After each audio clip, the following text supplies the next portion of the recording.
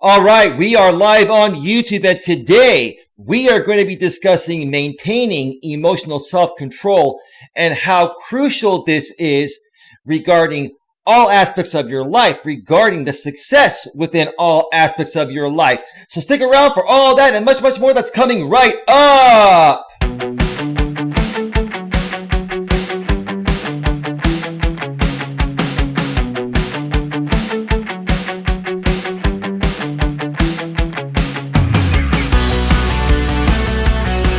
Live from Northern California, welcome to Navigating the Modern World with Coach Eli. And if this is your first time here, please consider subscribing and then banging that bell. And after banging that bell, if that pop-up box pops up, make sure that you select all notifications, because that way you won't miss a single thing. You won't miss anything at all when it comes to getting a better grip. I just hit my mic. Grip on your life. Dang it. I moved my pop filter out of alignment. Excuse me a second. Damn, got too excited to start the show off. That's better. That's much better there. And also make sure that if you're viewing your YouTube videos on your mobile device, your tablet, smartphone, or any other mobile device, make sure that you have notifications set on your YouTube app to be received at a device level. All those things work hand in hand, and then you won't miss a thing. So anyway, let's get right to it, folks. Let's get right to it. Welcome to the show. Welcome back to another show, folks. If you missed it late last night, I did a very important stream. And I was just talking about some of the things that have been going on within my communities that I've been involved with, and certain things that I really don't want to talk about or hear about anymore. If you were not there or haven't had a chance to view that live stream, I believe it was almost an hour and a half long. Go back and check out the replay later today, and then you will completely understand what I'm talking about. I don't really want to get into it too far here today or at all. I just want to move forward to bigger and better things and truly start helping people here in the ways that it was meant for me to help people. Okay? So that is that. Yeah, the funny thing is, Ronaldo Smith-Jenkins, welcome to the show, bro. I haven't seen you in a while. How have you been? Yeah, I've made some, truce agreements and some peace agreements with the other creators within the manosphere. Now, I have unblocked them, and they're welcome to participate here at a positive level. But besides that, we're not dealing with any negativity from that other side anymore within the manosphere. And I've kept my end of the bargain for, I believe, about a week now or so. And they've kept their end of the bargain. So things have been going quite well on that side. We've been dealing with some issues within the women's drama sphere. And I've been working to squash that. And part of, the way I've been working to squash that is making one final statement about it last night and then never talking about it again, which I'm not talking about it here. I'm just making you folks aware that haven't seen that video or haven't been on my channel for a while. So we're going to stick to the topic and really learn something here today. Addiction affliction. What's up, my friend? Hey, Paul. How you doing, man? How you doing? This is a great topic, man.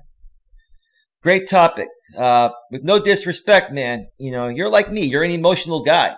Some men are more emotional than others, and that's not a bad thing as long as we can, help each other learn how to get a better grip on our emotions. And that's what I'm going to be discussing here today. Now, I was thinking about, what did I want to do during this show? Should I play some video clips? Should I use some clips in their fair use and get the opinions of some other content creators or, more professionals that discuss this? What I mean by professionals is that there are some psychologists out there and other coaches that discuss these topics. And I was thinking about playing some of those videos, but I'm not going to do that. What I really want to do today is turn this over to you folks in the chat and ask you folks, do you feel that you are in the best place emotionally within your life right now? Or have you struggled, with emotional self-control?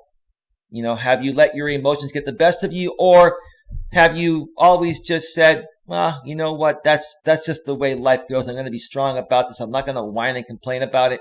I'm going to just chalk it up to it is what it is and move forward. Yeah, that is great, Ronaldo Smith Jenkins. Well, yeah, cool, yeah. And it's great to actually see you back here, dude. I missed having you around, Now let's see who's here right now. We have Lucy Franzis, welcome. Addiction Affliction, Paul Martin, welcome. Ronaldo Smith Jenkins, welcome. We have Becky Barton, welcome. We have Similar Evil, welcome. He says, hey, Elias, hope the stream is great. Absolutely.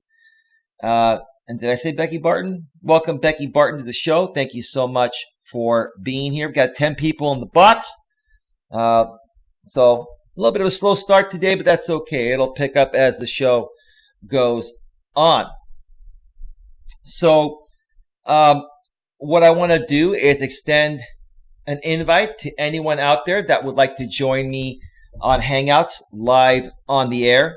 Now, I will mention once again that Google and YouTube did shut down Hangouts on Air, which was the built-in Hangouts version where you can quickly run a live stream with a panel on YouTube. On August 1st, they shut that down. But the consumer version of Hangouts is still available at hangouts.google.com, and it pretty much works the same way as Hangouts on Air, with the exception that you can't broadcast directly from it. You can actually import it into third-party software such as OBS, and that's what I've done. So I can still bring people on a panel here, up to 10 people on a Google Hangouts panel.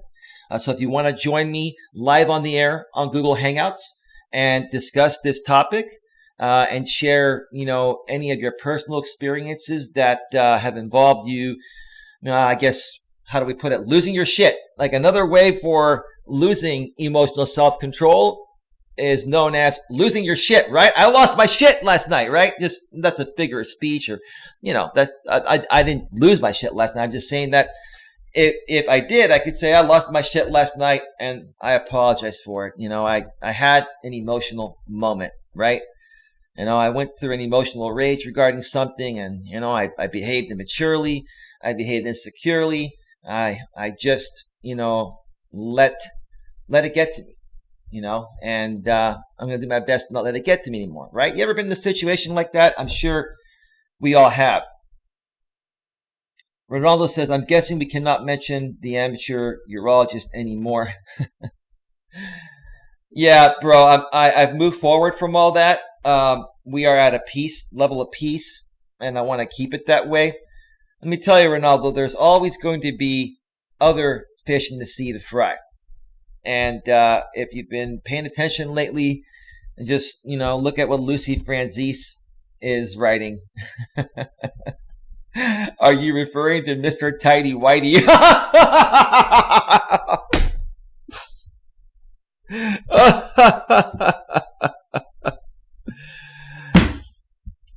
Yeah. I don't know of many men that feel proud wearing tidy whities anymore in 2019, especially if you're dating a woman. Tidy whities, man. Yeah. But like I said, there are other fish in the sea to fry. And, from this point on, folks, I never intentionally attacked anybody. I've always called people out on their wrongdoings to use them as an example so we can all learn from, some of the wrong things that these people have done. So I've never intentionally attacked anyone. And my intentions from here on out are to not, come off like I'm intentionally attacking someone, whether I am or not. I don't like attacking people. I don't do that. But, sometimes you got to call people out on their shit and use them as an example so we can all learn from it, and that's, the way I plan to move forward from this point on. But I'm not going to get caught up, with one particular group of people for too long, because it's a waste of time. If you want to grow your YouTube channel, you've got to focus on a lot of people. And if one group, comes at you and you go back and forth with that same group for a long time, you're going to basically scare away other groups that you need, and they need you, so you both can grow the right way. So that's the way I'm going to be doing things. I'm going to be switching things up. I'm not going to be focused on one particular group out here on YouTube or one or two particular content creators. This is open to anyone and everyone. So if anyone wants to collaborate with me, feel free to reach out to me. Just go below in the description section and find my email, Coach Eli at coacheli@melas.com, or take that same email and add me on Google Hangouts and send me a chat message there. We could talk about collaborating in some way, shape, or form. So Becky Barton, hi Eli. Hello, Becky. Lucy says, bring on the women's. Yeah. 8-Bit Reactor, welcome to the show. How you doing, 8-Bit Reactor? So does anybody want to join me on the panel to discuss this topic here today? Maintaining emotional self-control. The struggle is more real than ever in today's modern world. It is. It is a struggle because the world is a different place. And while I wait to see, who puts out any questions or wants to join me on the panel, when I say, the world's a different place in today's modern world, which is one of the reasons why I feel, my opinion is, why I feel the world's a different place and why women and men are even more emotional than ever before is because, women have been liberated. Women are in the workforce. And the relationship dynamics between men and women have changed because of this. Any way you look at it, I'm not looking at it as a negative. I think it's a great thing, like I've been saying all along, that women have been liberated and they have equal rights. But this certainly has changed things up in the workforce. It has changed things up, between men and women. Many more women have been empowered nowadays, and they are starting to act a bit more dominant than submissive, which is not a part of a woman's natural essence. No disrespect, just the way the good Lord made you. And it throws off, good, strong, confident men, even myself. When I first started seeing this happen, a few decades ago, I was like, what's going on with women? What happened to sweet, kind, loving, nurturing, docile, nurturing women? I mean, what happened? Like women are on the attack. It's like, wow, and, I had to do a lot of studying, a lot of research on this online. I read many books. I took many personal development courses, and just lived life. And the more and more you live life and the more people you date. Now, I've only wanted to date one person my entire life and get married, but sometimes things don't work out. So you end up dating a bunch of different people throughout the course of your life. And, after each relationship, you look back and there are a lot of takeaways and you learn from those takeaways. And what I do is I've always looked back and analyzed the behavior of the person that I was with. And that's always brought me some insight, on why things are the way they are in the modern world and why many women, well, most women are emotional more naturally than men, but why also many men nowadays are behaving more emotional than ever. Men are supposed to be strong. We're supposed to be the rocks. We're supposed to be there for the women that are emotional to balance that aspect out. But if we're emotional as well all the time, just like women are naturally, that's just not going to work.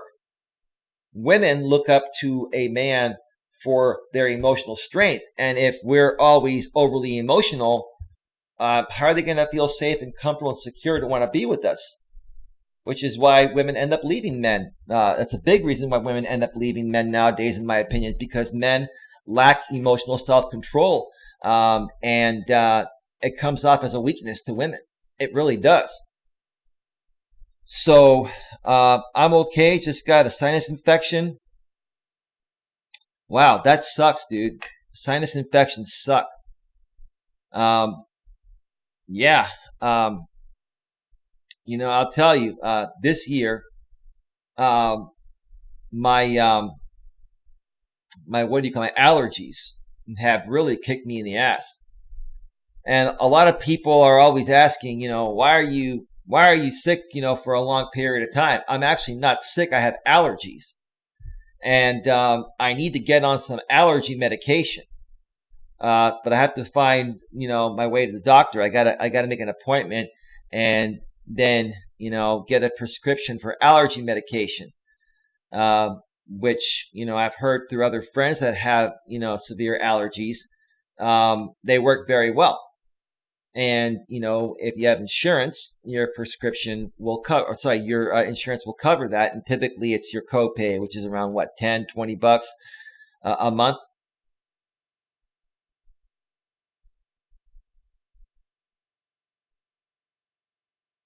Yeah. Okay. Well, I don't like your chat name, Zero Activity Partner, aka Friend Zone Free. So I honestly don't care, how genuine and realistic your comments are. But if you're going to come in with a trolling name like that, you're going to get removed immediately. I'm not dealing with that. Goodbye.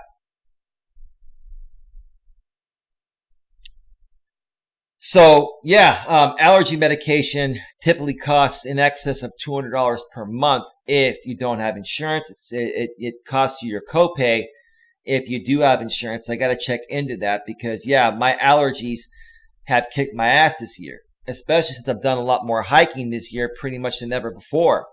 And when you're out there and you're exposed to that type of environment, it's just gonna affect you. So I totally get that. Totally get that. Becky Barton says there are some great OTC allergy meds. Claritin. My son has allergies too, and those help a lot. Yeah, I've used Flonase, Becky. And I've also used Sudafed, Mucinex. Whenever I get severe allergies, sometimes it gets so bad where there's a lot of mucus inside my head, and it clogs my hearing a little bit. Have you folks ever had that? And it sucks. It builds up sinus pressure as well. And you're not sick, you just have allergies. And until your ears pop, when that happens, you have a lot of sinus pressure and it can actually wear you down. So one of the best ways to prevent that from happening in the future, because it's happened to me a few times in the past during my life, is to get on some medication. And you have to constantly take that medication because what it does is it dries up the mucus before it can actually get into other areas and affect you from hearing properly, etc. So I definitely have to look into that. Lucy Franzese. He's an uneducated, moronic imbecile. He couldn't even logically comprehend the question. Who are you talking about there?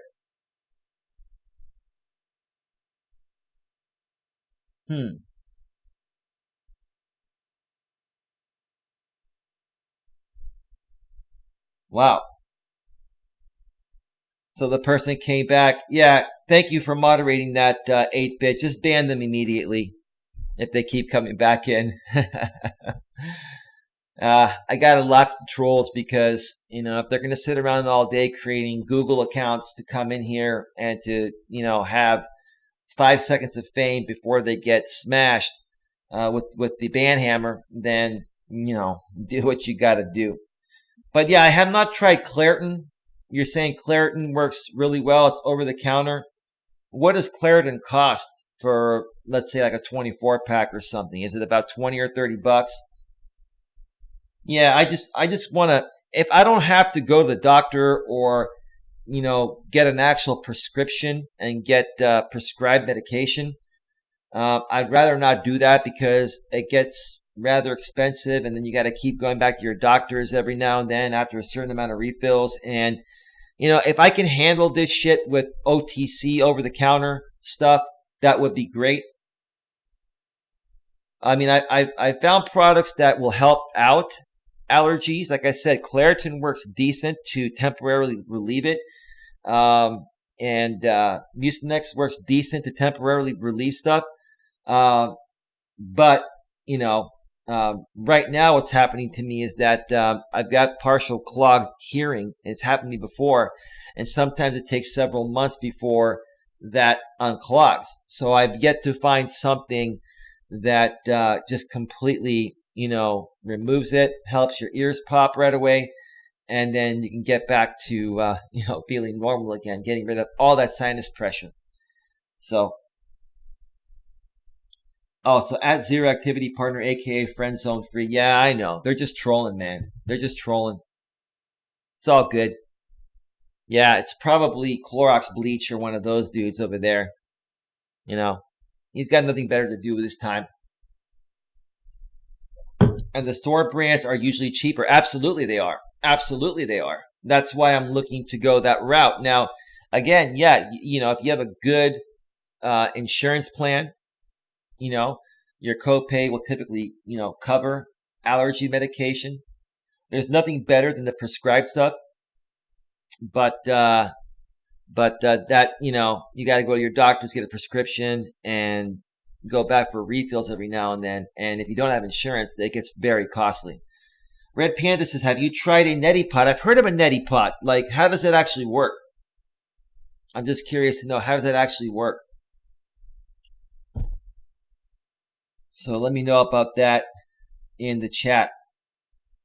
So anyway, let's get back on track here with maintaining emotional self-control.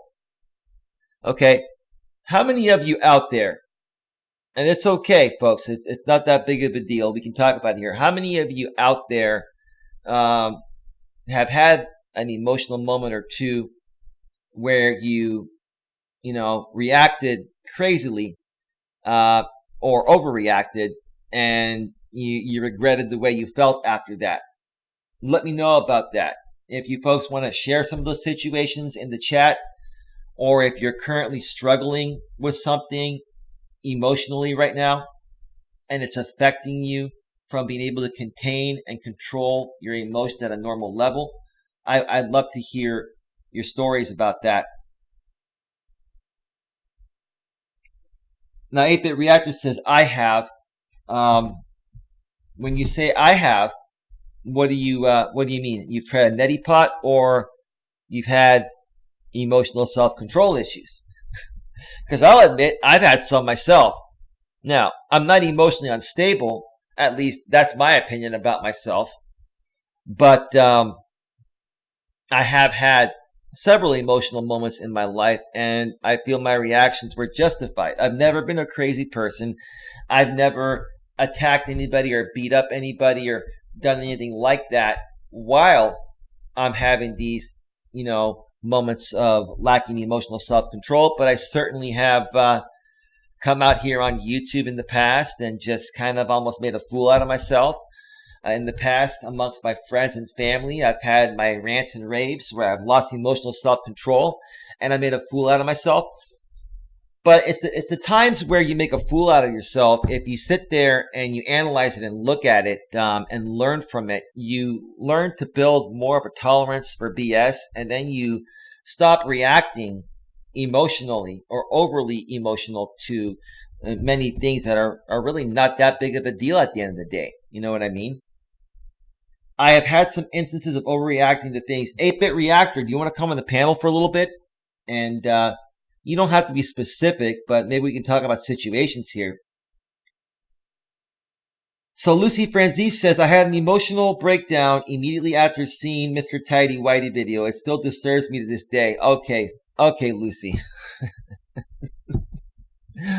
Okay. That's pretty funny, man. That's pretty funny.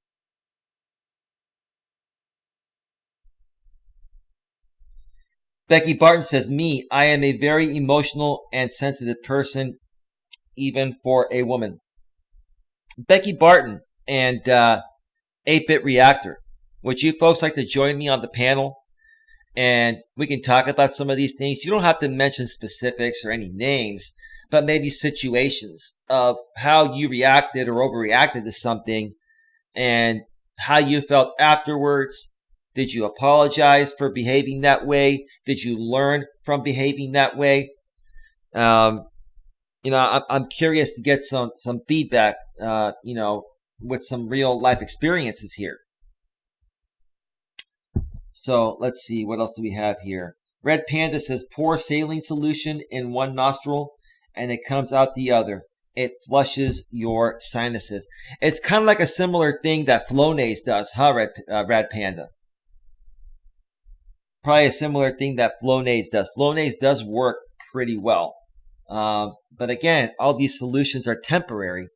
I'm looking for more of a fix that can be permanent, so I don't have to deal with these allergies and this sinus pressure, every year. It's draining. It makes you tired. So yeah, 8-Bit Reactor said, yeah, sure. Let me send him the link. And 8-Bit, if you want to come on your phone, and I know your computer has had some choppy issues. I have to help you fix that. I have some ideas on what could be causing that, and maybe we can talk about that another time. But yeah, if you want to come on your phone, that would be great. I'm going to send you the link right now. Let's see. Where is the reactor? All right, reactor, you have the link. Sure, I just got to wrap up a work project and then I'll be ready. Okay, Becky Barton, I'm going to go ahead and send you the link and just pop on when you can.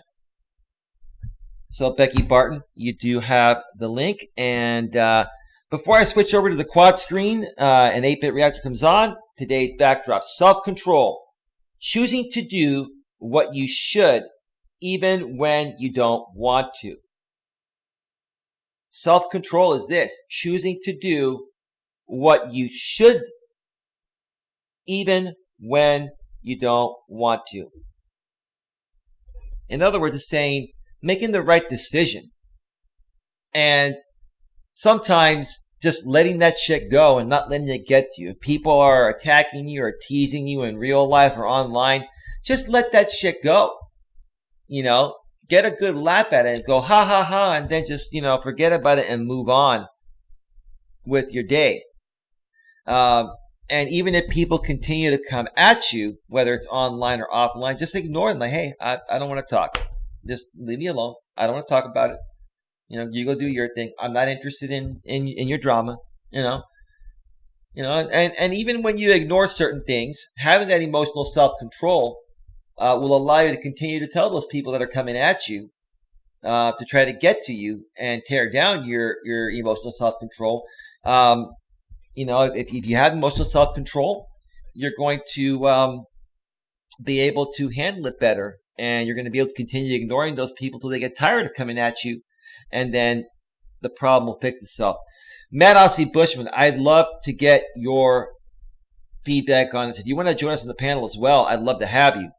Let me move over to the quad screen here.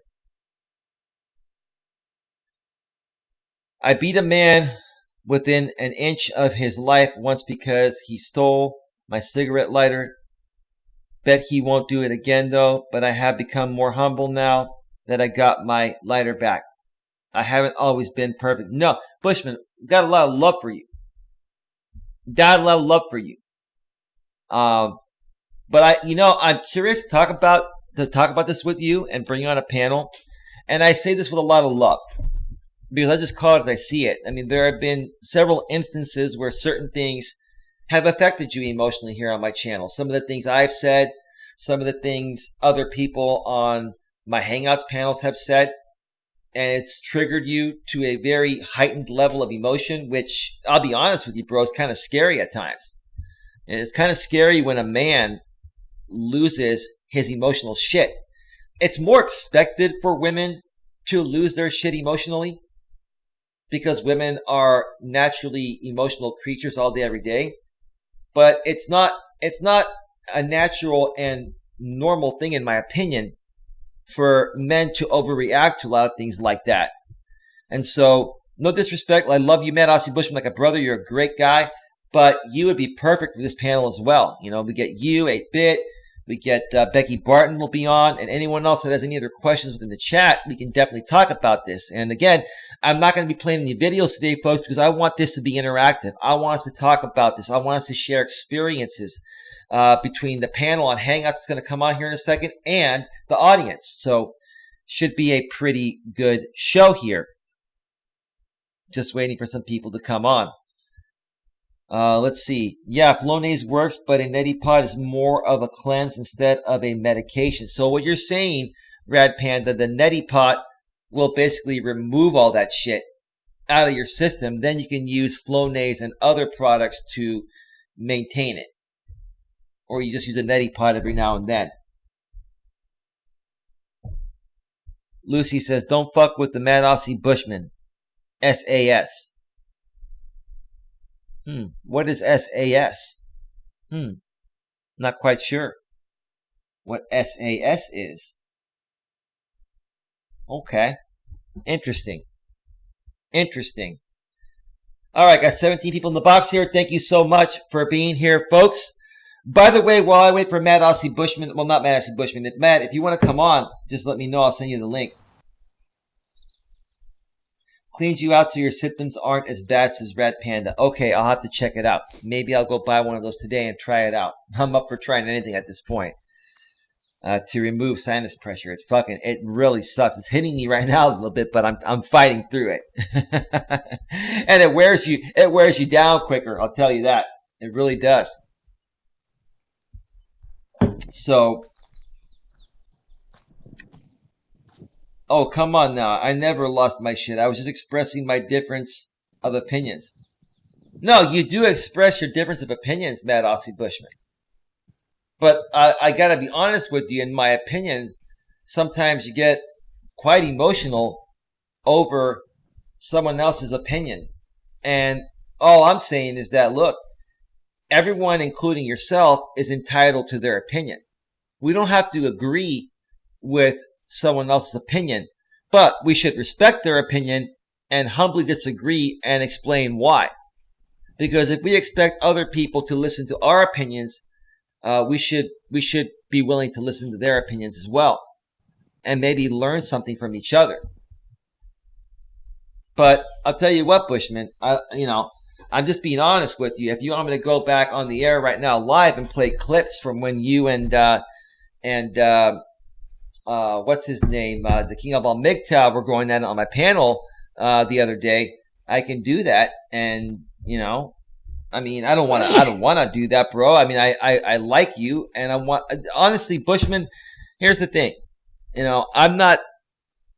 You're a man that stands on your own, and you don't need me or anyone else, to help you. But I am open to helping you. I am open to working with you behind the scenes, free of charge. And I have a private group behind the scenes with some great people that are open to welcoming you into that private hangout group. We also do private hangout calls every so often, typically every other day or so. And I think it would be a great thing to do behind the scenes and really, help you along with these other people that, I've been helping out, and we've been helping out each other. So you let me know if you're open to that. Bushman censored me here because I insulted MGTOW and his feelings were hurt. And I believe that, because Bushman, that's how you are. And it's no disrespect. From what I've seen, Bushman, is that, if somebody states their opinion about MGTOW or disagrees with you on a topic you're discussing that you're very passionate about, sometimes you will censor those people. And I'm not trying to be critical or criticize you, but, I'm just stating the facts. And so, 8-Bit Reactor is in the house. Welcome to the show, 8-Bit. You're taking a walk. Yeah, I was just trying to pardon the way I sound.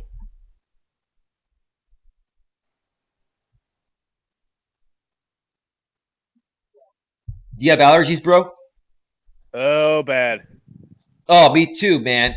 Do you get that sinus pressure where you can just feel that shit building up? It's like right here.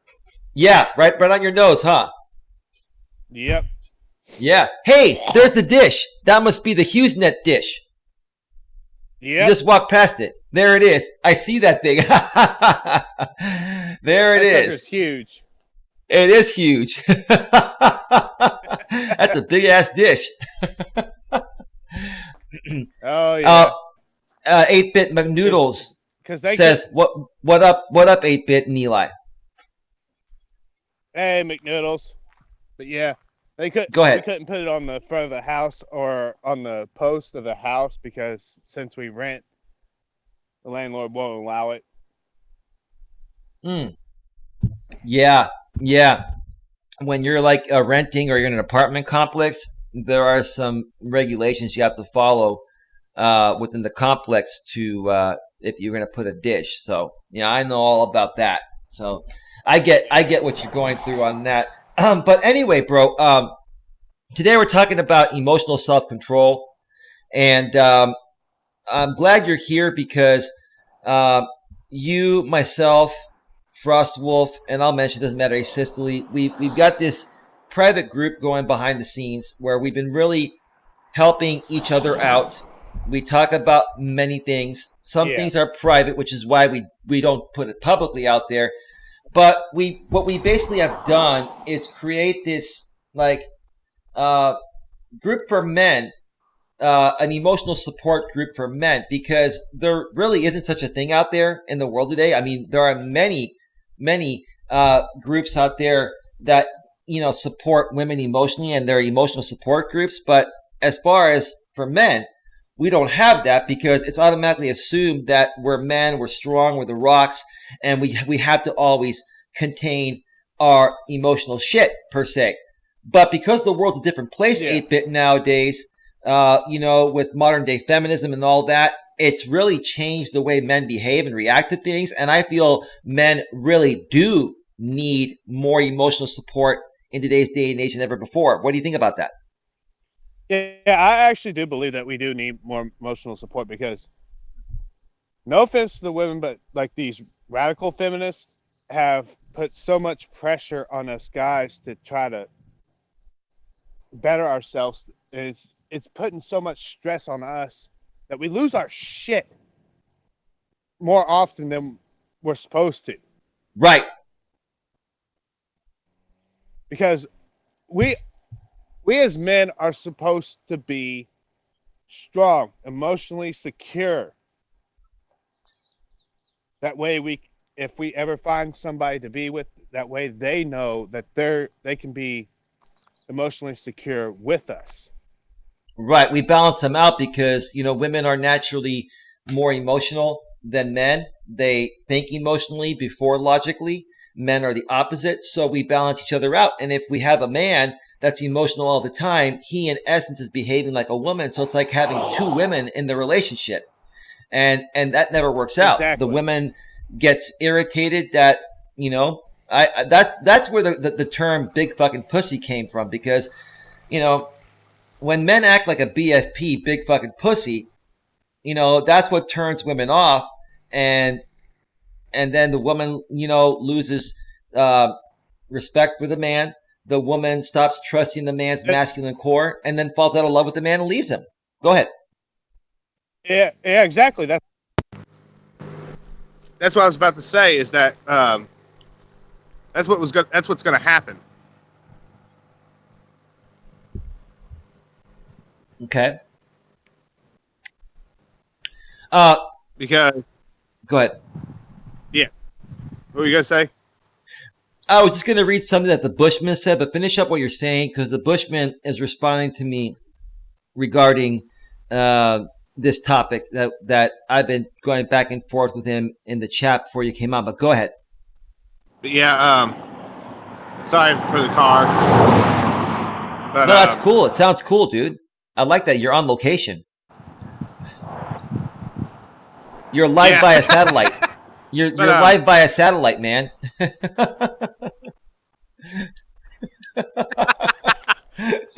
Yeah. But, we gotta start being more emotionally secure in these day and ages and we gotta teach these men how to be emotionally stable with the radical feminist movement going on. Right. Because without us teaching them this, they're gonna be so emotionally unstable that pretty soon they're gonna either end up in people are gonna want to put them in an asylum for the mentally unstable. Are you talking the insane which asylum? we don't want. Yes.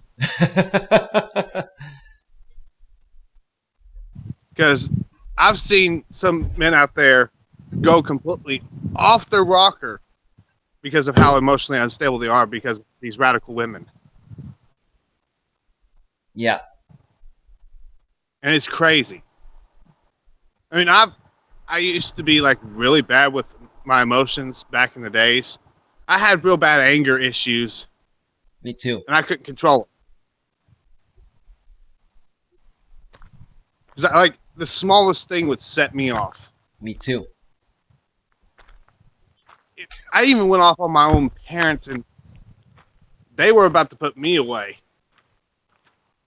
Oh, I went up my parents in my younger days many times, bro, and I learned my lesson. My dad whooped my ass, and I learned my lesson. But go ahead.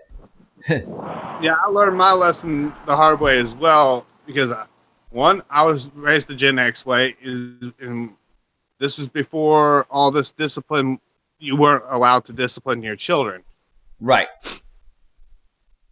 so I would either get the belt, the switch, the bar of soap washing out the mouth. Oh, that was the worst. Oh, yeah. That's a nice taste, isn't it? Ugh. It was that antibacterial. Oh, Because shit. that's all we had was that dial antibacterial stuff, and I was like, bleh. That's a very acquired taste, brother. Let's just say, one day I walked up the stairs to my room, and I was pissed off at my dad and all them because they wouldn't let my friends come over because I was trying to get them over for the last time before I went off to college. Yeah. And they said no. So apparently somehow he heard me, and underneath my breath I said F you. And I was past the top of the stairs, and he's like, oh, F you too. I'm like, shit. Wow. And he heard me, and he's like, get back down here. I'm like, oh, crap. And he whooped your ass. Oh, big time. Yeah. I got my ass whooped a few times, bro. Let me tell you, you learn your lesson after a few ass whoopings by your dad. Let's just say my dad used to do college wrestling. Oh. So he had them big arms. Oh, boy. Yeah, my dad did too. And you just felt like all that power behind it. It's like, you wouldn't be able to sit for the next few hours. Oh, yeah. He must have had those like chokehold arms. You know those big ass chokehold arms like in WWE? They're like that big. Yeah. Like a python. Like, you know them big onion rings? Oh, yeah. That he could literally put one of those over as like we went to a restaurant and they had those big onion rings that were made by Delia's, and they actually could slip over his hand as like a bracelet. Like a bracelet, yeah. 8-bit, real quick. We got Becky Barton on this show. Welcome, Becky. We're going to get to you in just a second. But real quick, 8-bit and Becky, let me address Matt Aussie Bushman in the chat there. So, Matt Aussie Bushman, first I'm going to ask you, man, are you open to my constructive feedback, friend to friend? Got a lot of love for you, bro, and you're definitely entitled to your opinion, but so am I. But, you know, I may disagree with what you're saying, and I'm wondering if that's going to be okay with you. Because at the end of the day, I still love you like a brother, and I support you. But I'm just going to say it anyway. The Melas Bushman says, Eli, I survived 2 wars and everything else. Okay, that's a lot. So basically what you're saying, Bushman, is that you've had several traumatic experiences in your life that have severely affected you, which would affect anybody. So that's perfectly normal. Okay. I assure you that you have never once seen me lose my shit. It is your choice to disagree with my actions. However, I stand by my actions 100%. I haven't said you lost your shit, Bushman. what I've seen is that, it's you and I get along much better than some of the former MGTOW guys I used to be involved with. But what I see in you is something that I used to get from them. Okay. Like if I state an opinion or if someone else states an opinion that you disagree with, rather than saying, hey, dude, I respectfully disagree with you. I respect what you're saying, but I don't feel the same way. Here's why. And that's that. Instead of doing that, you come out and you get a bit emotional, and then you like on the show the other day with King of All MGTOW. King of All MGTOW was trying to be nice to you, and the nicer he was being to you, the more he triggered you. He triggered the shit out of you on my show, bro. And if I have to go back and play the replay right now, if you don't remember that, I'd be happy to do it. It's my own content, so I wouldn't have to use fair use.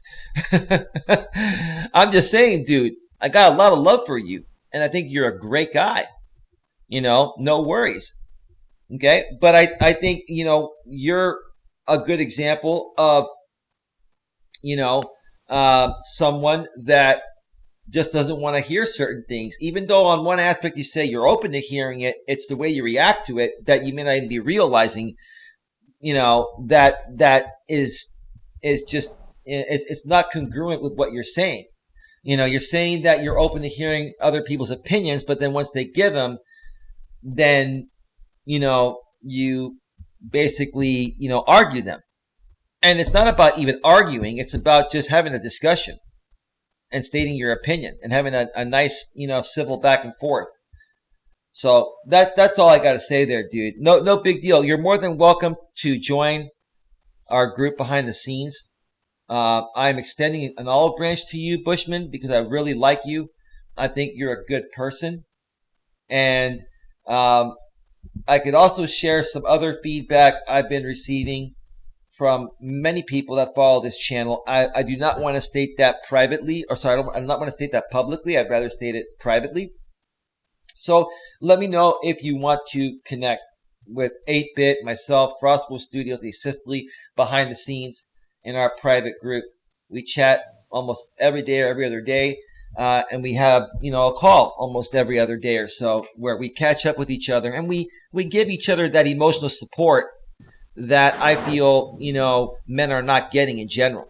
So does that make sense to you, 8-Bit, before we get to Becky here? Because I'm sure she's got some stories to share herself. Yeah. And I was actually mentioning about like all this, like how men are emotionally unstable because of the radical feminist movement. And she even agrees that what's going on is that like with these radical women blaming these men for shit that's never even happened. And she's even said, like, for 36 years, now they're bringing it up. Right. You know what it is, 8-Bit? I'll tell you honestly what it is that I think the women are complaining about. It's basically women ask for equal rights. They ask for, the rights to work, the rights to bear arms, the rights to vote, all that shit, right? We gave it to them, right? No problem. Now women are realizing how much of a struggle it is, especially with the cost of living increasing. Now women are beginning to realize how much of a struggle it is to do it on your own. And deep down inside, they know that they still need a man, and men are still important to women. Women are still important to men. And because they just can't get that stigma out of their head that they've been oppressed for so long, instead of working with men and being cool about it, they basically go and play the system to make up for the lack of things they can't do to survive.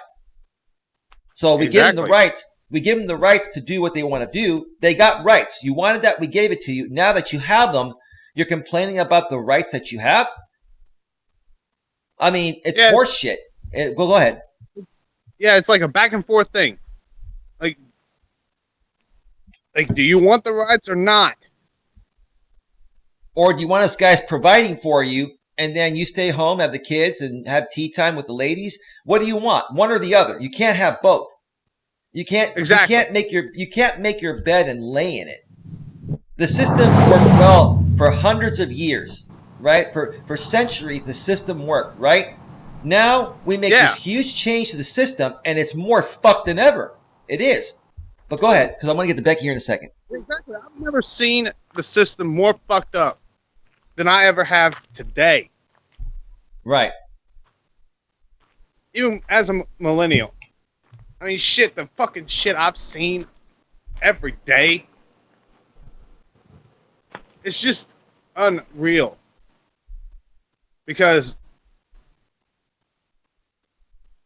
they're wanting to do like all this movement stuff that, I mean, there is some stuff that they've done movements for, which, yes, I understand they did it for a reason, but there's movements that they've done to stuff that doesn't even make sense.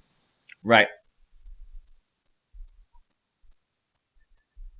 But we can't control what they do. Right. To a certain point. The government can only suppress it so much. Right. No, I get it. Okay, so let me do this. Becky, are you there? Yeah, I'm here. Welcome to the show. I'm curious to know, before you get started here, do you have a story or some experiences you want to share with us that you're okay sharing with? About, I mean. I have one. It's okay. A little difficult to discuss, but it might be kind of important in understanding why I feel the way I feel about certain things. Perfect. I'll tell you what I'm going to do, but while I have both of you here, I'm going to give you the floor. You're going to be here with 8-Bit. I got to use the restroom, get some more coffee. I'll be listening in, but go ahead and start sharing what you want to share. 8-Bit, can you take over hosting the show with Becky? And then I'll be back, but I'll be listening because this is important stuff. I mean, my whole thing, Becky, before you get started, is that for me, if I can share something that other people can learn from and they can save them from going down a destructive path, to me, I have no problem sharing whatever that is, no matter how embarrassed I may feel about it. Because if I can save one person from anything, such as suicide or doing something stupid that could hurt others, it's worth it to me. But that's just me. I just wanted to, throw a little comfort zone your way. Right. Thank you. So you're welcome. So I'm turning it over to you, and I will be back, folks. The floor is yours, Becky. Okay. Hi, 8-Bit. Hey, Becky. How are you? Doing all right. Just hanging in there. Yeah. Especially with this heat coming. Oh, I know it. And we're supposed to get rain here in a little bit. I don't know when it's supposed to rain here next, but I wish it would. Yeah, it's just been one of them days, Yeah, really. Okay, so I guess it's my turn, huh? Well, like I mentioned in the comments earlier, I am especially emotional, even for a woman, and I know that. I wasn't always this way. I could be a little more logical. I could be a little more level-headed, but my 2-year-old son died almost 10 years ago. And ever since then, I do get more emotional about just about everything. And I don't share this story seeking pity. It's I had a whole speech prepared and I just lost it. But it happened. But yeah, ever since then, I will react emotionally first. Like I said, I didn't always, but that has made it far more difficult to react with logic than with emotion.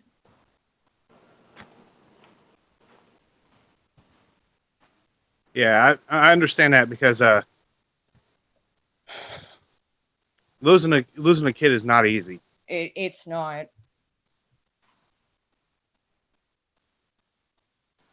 no one should ever have to go through that alone. I mean, I'm sorry for. I actually am sorry for your loss because I know it's like because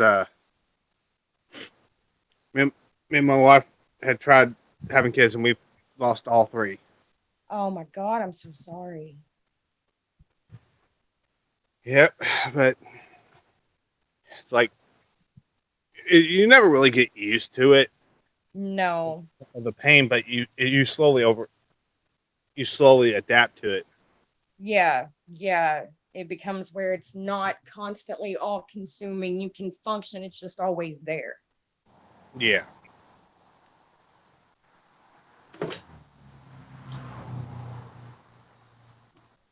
But I did go through a period where, I mean, it most people don't, they've never experienced that. And so trying, they have the best of intentions when trying to quote unquote cheer you up, or but they really have no clue, and it creates awkwardness, and then friends start falling away because they're like, well, I don't even know if I can talk to them anymore, because it's like I have to walk on eggshells. And yeah,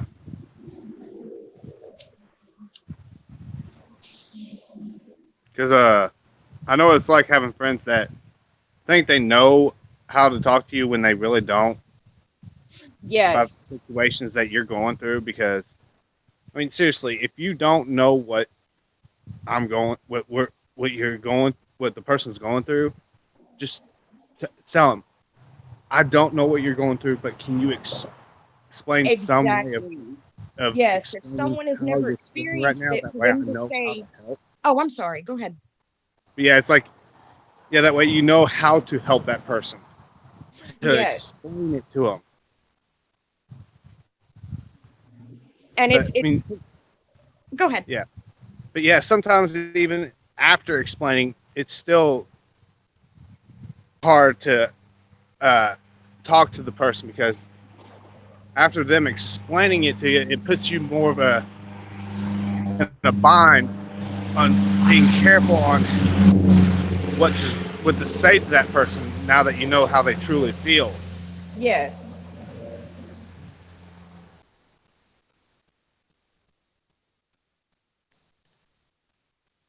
Yeah, 'cause, Um I've been in and those situations. yeah, and um it can be patronizing when someone says, "Oh no, I completely understand," and they have no clue. Yep. I mean, I know I snapped at a fair many people and I said, "Really? Really? You know exactly how this feels?"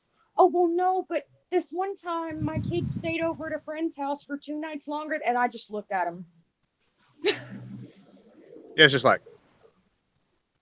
like can't be comparing that to this right now. Yeah, I have to be hearing things. I had something crazy in my ear because what I thought I heard you say. yeah,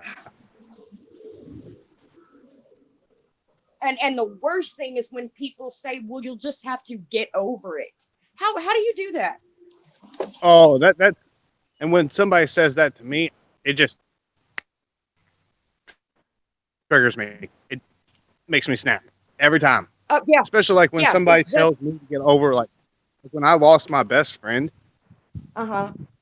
and the person didn't know her and they said, well, you just need to get over it sooner or later. I'm like, boy, you just said the wrong words.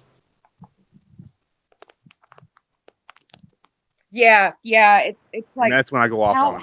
how could you possibly say that about anything? I mean, everyone handles things differently. Period.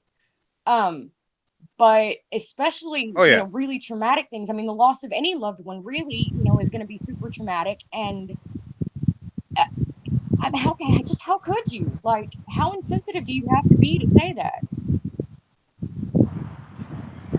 Yeah, exactly. But nine out of 10 times those people that say that, either one, they didn't know the person or know who it was, or two, they just didn't like them. Yeah, exactly.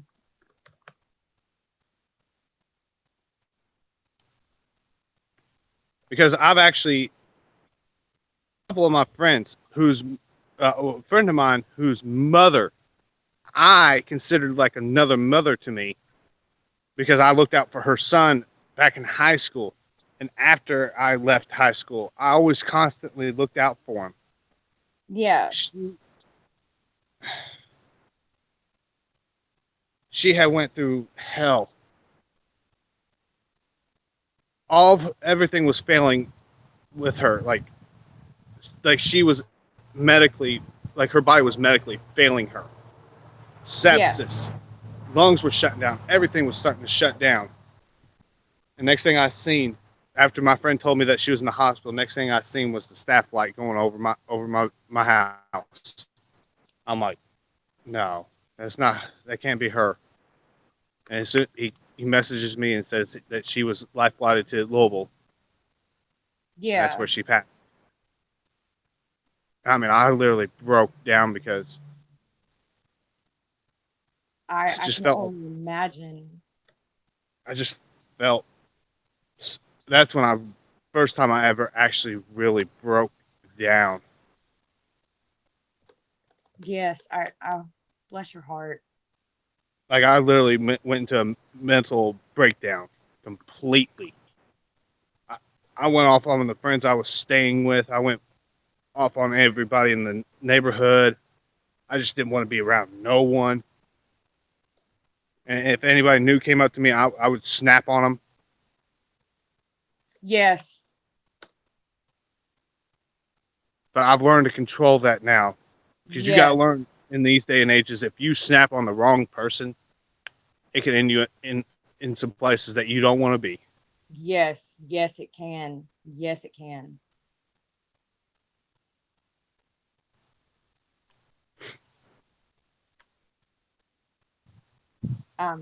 I know that I got soup. I got for the first couple of years after I couldn't live unless I was in the bottom of a bottle.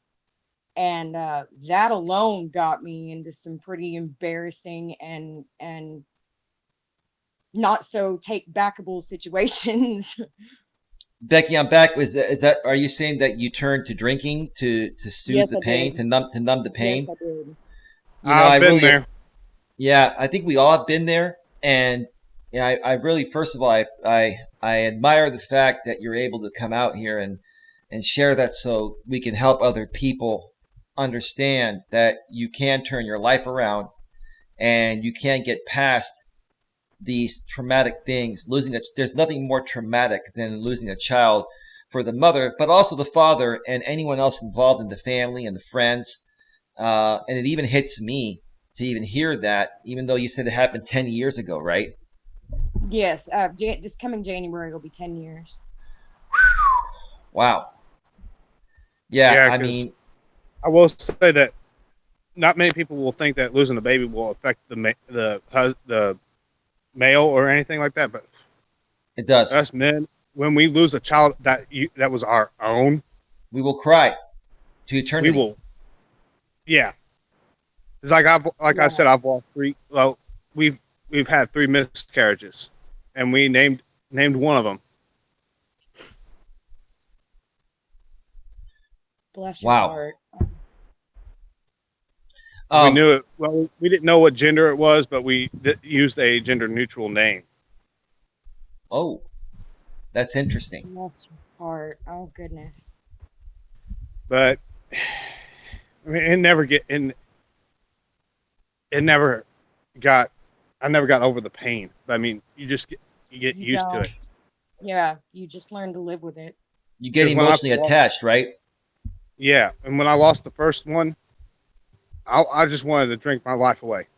I really did. Yes. And I was still working at the time. I just didn't feel like even going into work to bring in the money. Yeah. I wanted to just sit at home and drink my life away. Yeah, you just kind of stop caring about everything. Wow. Folks, that And is. Go ahead, Becky. my other son was I mean they were 50 weeks apart to the day in age. And he died shortly before my now 12-year-old's third birthday. And yeah, so it affected him. He digressed greatly with his development. He didn't speak a coherent sentence until he was nearly 6. But I'll tell you what, he has certainly been my hero. He is. I don't know what I would have ever done without him. I really think I would have completely lost my mind, not just pieces of it. Yeah. Do you mind if I get in here for 1 second? I want to address something in the chat, and then we'll continue because this is it's a great topic, and again, I appreciate you sharing, Becky. But I want to address one thing here before it scrolls too far past the chat. That's okay with the both of you? Is that all right? Okay, yeah. So I want to address the Mad Aussie Bushman, who says, in regards to the panel that Mad Aussie Bushman was on with a friend of mine that used to be a part of my former channel, the King of all MGTOW. Bushman says there is no argument. Your guest was not prepared to admit that he was wrong and instead tried to use feminist circle logic to avoid responsibility for his actions. Bushman, listen, it doesn't matter, what I say or what you say in regards to how you just presented that, but realistically, that's a projection right there. You just projected that onto the situation, whether it was me, whether it was him, combination of both, and that right there, to me, from my experience, especially in dealing with people in the MGTOW community that have been through a lot regarding women, they use these projections to try to cover up their insecurities about something. Now, I'm not saying that about you, Bushman. I'm just saying that that's how it's been. And in my honest opinion, if I felt somebody was being out of line on my show, I would definitely tell them. All that the King of all MGTOW was doing was stating his opinion and opinions, which he's entitled to, just like you're entitled to. If you disagree with his opinions, you don't have to make a projection onto him or anyone else. You can say, hey, bro, listen, I totally disagree with what you're saying. I think you're a little out of line, but I respect the fact you come out here and state how you feel about it. I just feel differently about it. There's a difference. There's a different. How do I say this the right way? There are many ways you can approach it. You can approach it, maturely and coming from a position of strength, of masculine strength, or you can come at it from a position of weakness, of insecurity, of projecting, and basically saying that your way is wrong. No matter what you say, I don't agree with what you're saying. You're wrong, completely wrong. He was out of line, blah, blah, blah. That's whether he's right or wrong is irrelevant. He's stating an opinion. He's not trying to force, his statements onto you or anyone else. And that's just my opinion. I mean, I can sit here and ignore what you said, Aussie, but I'm just stating how I feel about it.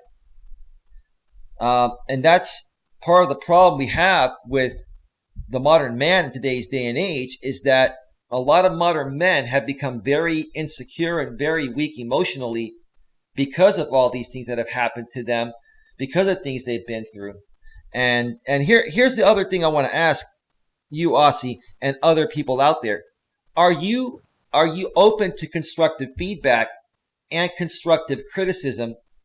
Because that's basically giving an opinion. Are you open to constructive feedback? Because if you are, there should be no reason why, we couldn't handle a conversation like this maturely and state our opinions. If you're not open to it, then I can understand why you're reacting to it in the way that you did. But I personally feel that King of all MGTOW was not out of line at all. He was actually very nice and trying to be very nice. Now, 8-Bit, you were on that show, if I remember correctly. I just him when all that was going down. Now, let me ask you an honest question, man to man. Do you feel and I think Becky was on there as well.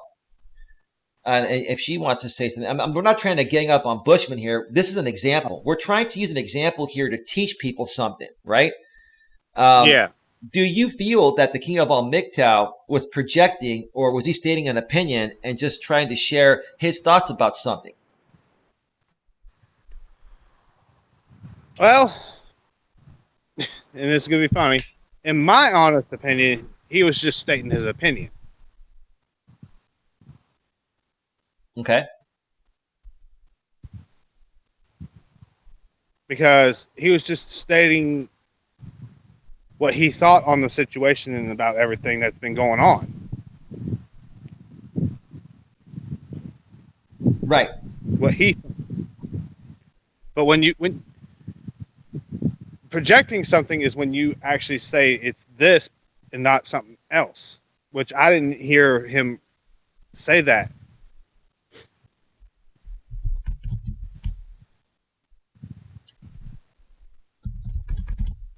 Yeah, real quick, Granny Monster, welcome to the show. We're talking about maintaining emotional self-control, and we have Becky Barton and we have 8-Bit on here.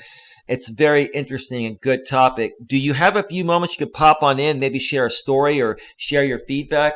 If you're busy, no problem, but I would love to bring you on, Granny. If you're available, I can send you the link right away. But go ahead, 8-Bit, and then I want to hear from Becky on this as well. I mean, that's basically all I was wanting to say, is that he wasn't really stating or projecting anything. He was just stating what he had seen in his own eyes out there on YouTube with everything that's been going on. And that's basically opinion. Like what he did, like when I was talking to him about all that as well, like the opinion. Me and him were just going back and forth, like a civil argument. We were just stating our opinions back and forth. It wasn't even an argument, bro. It was a simple discussion amongst men and women, and just learning from each other, right? It's not saying that, dude, listen, if you don't like what I say, then get the hell out of here. No, he did not say that. No. He said, but with opinions, if you don't like them, just don't listen to it. Right. It's an opinion. And you know what? He was willing to hear Melas Bushman's opinions, my opinions, your opinions, Becky's opinions, and no one else on the panel had any issues with anyone else's opinions, even though our opinions weren't exactly agreed upon, but we were able to have a civil conversation. My problem here is that this is an issue that I had with many of the people that used to be or may still be a part of the MGTOW manosphere community. It's like, look, guys, I'm not trying to tell you guys what to do. I'm sharing my experiences and letting you guys know what's worked for me. And maybe you could share with me what's really going on with you, and I can share with you how I've handled the situations. And then Lucy says he was a little heated himself on the subject matter. Well, and here's the thing: it's not the first time that Bushman's been heated on a subject like that. Like whenever something regarding feminism or the modern day woman comes up, regardless of who's talking about it, it's a very sensitive subject for him, and I can understand that.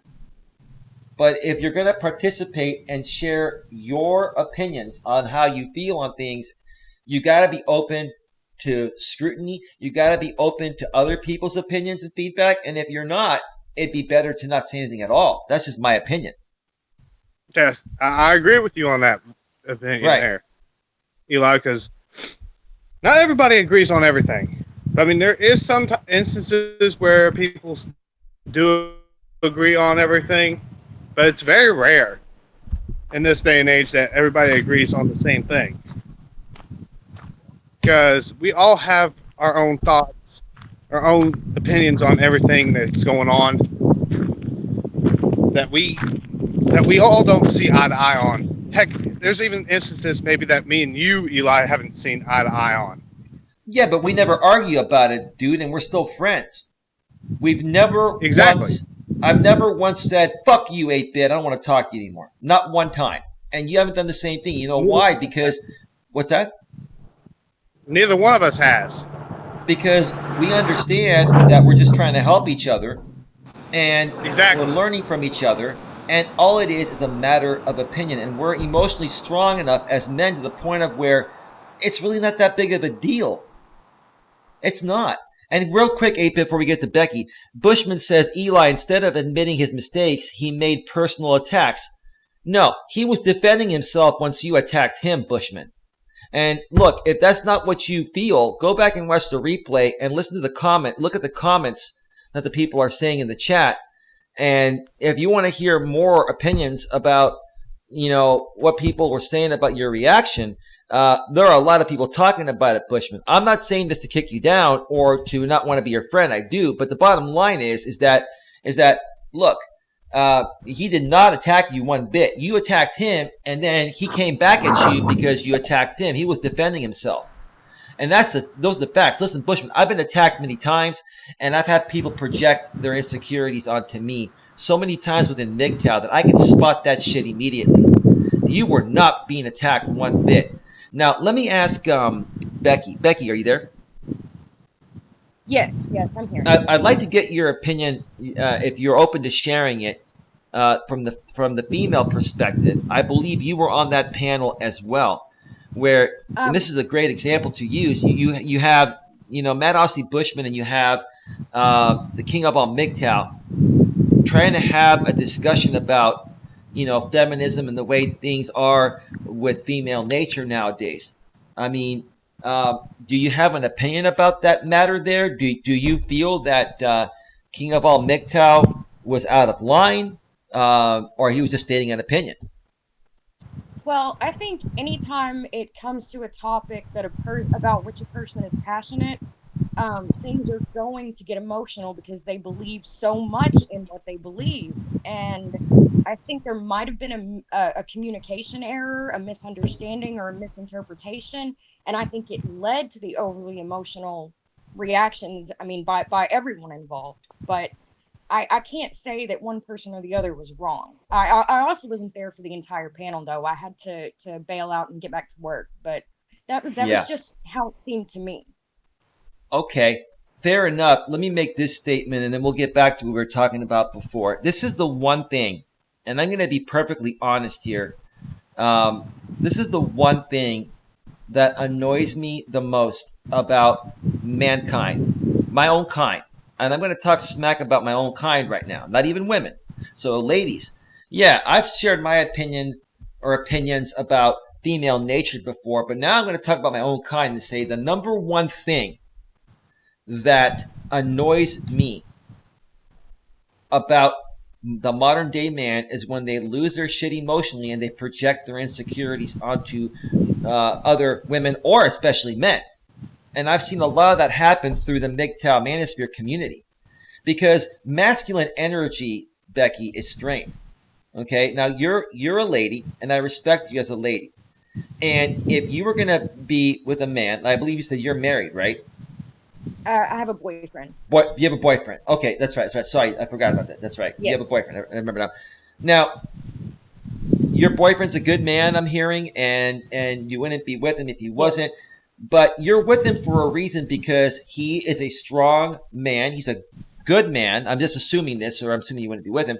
And, he's not the kind of person that loses his emotional shit. Every now and then he may have his moments. That's normal. But if he were to behave emotionally all day, every day, and project his insecurities onto you and others, how attractive would that man be to you? Not very. Okay. If you're more emotional than I am, which would take a lot, that's just kind of weird. Yeah. Right. But I also understand, like I said, being passionate about something and, feeling something. But if it's, over which icing to put on a cake, yeah, there's a problem.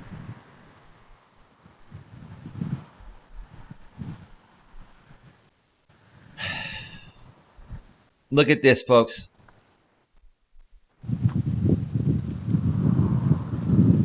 Ooh boy, the arms are rolling in. Oh, are they? I'm just looking at the chat. Yeah, I'm looking at the chat. Aussie, you say my advice sucks ass, and that I'm an absolute idiot, and you're disappointed in me, dude. I feel sorry for you, man.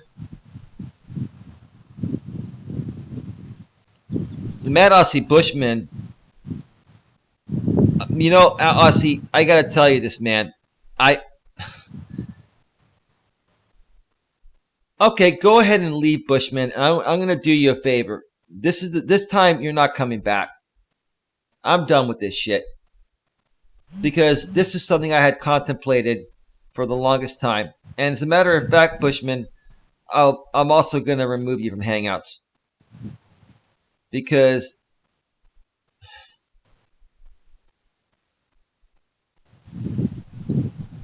your behavior in the chat right now just basically proved to everyone, you know how you overreact to things and you cannot take constructive criticism. And Granny, I don't think you were there to see the stream where Mad Aussie Bushman and King of Al MGTOW were going at it, but King of Al MGTOW did not provoke Aussie at all. He was very, very nice. He was very civil. He was stating opinions. We were listening to Bushman's opinions. And the bottom line is this isn't the first time that Bushman has done this. You know, JB Gunner came in to the chat like other people were saying earlier. I think it was last week. And he said, I'm out of here. I'm leaving. I mean, what kind of maturity is that? What kind of behavior is that? Would a real strong, dominant alpha male let something that small, tear down his strength? That annoys me right there more than anything. I don't care if Aussie calls me a piece of shit. I don't care if he says that I don't know what I'm talking about or, whatever, right? All he's doing right now is basically proving the point of this show.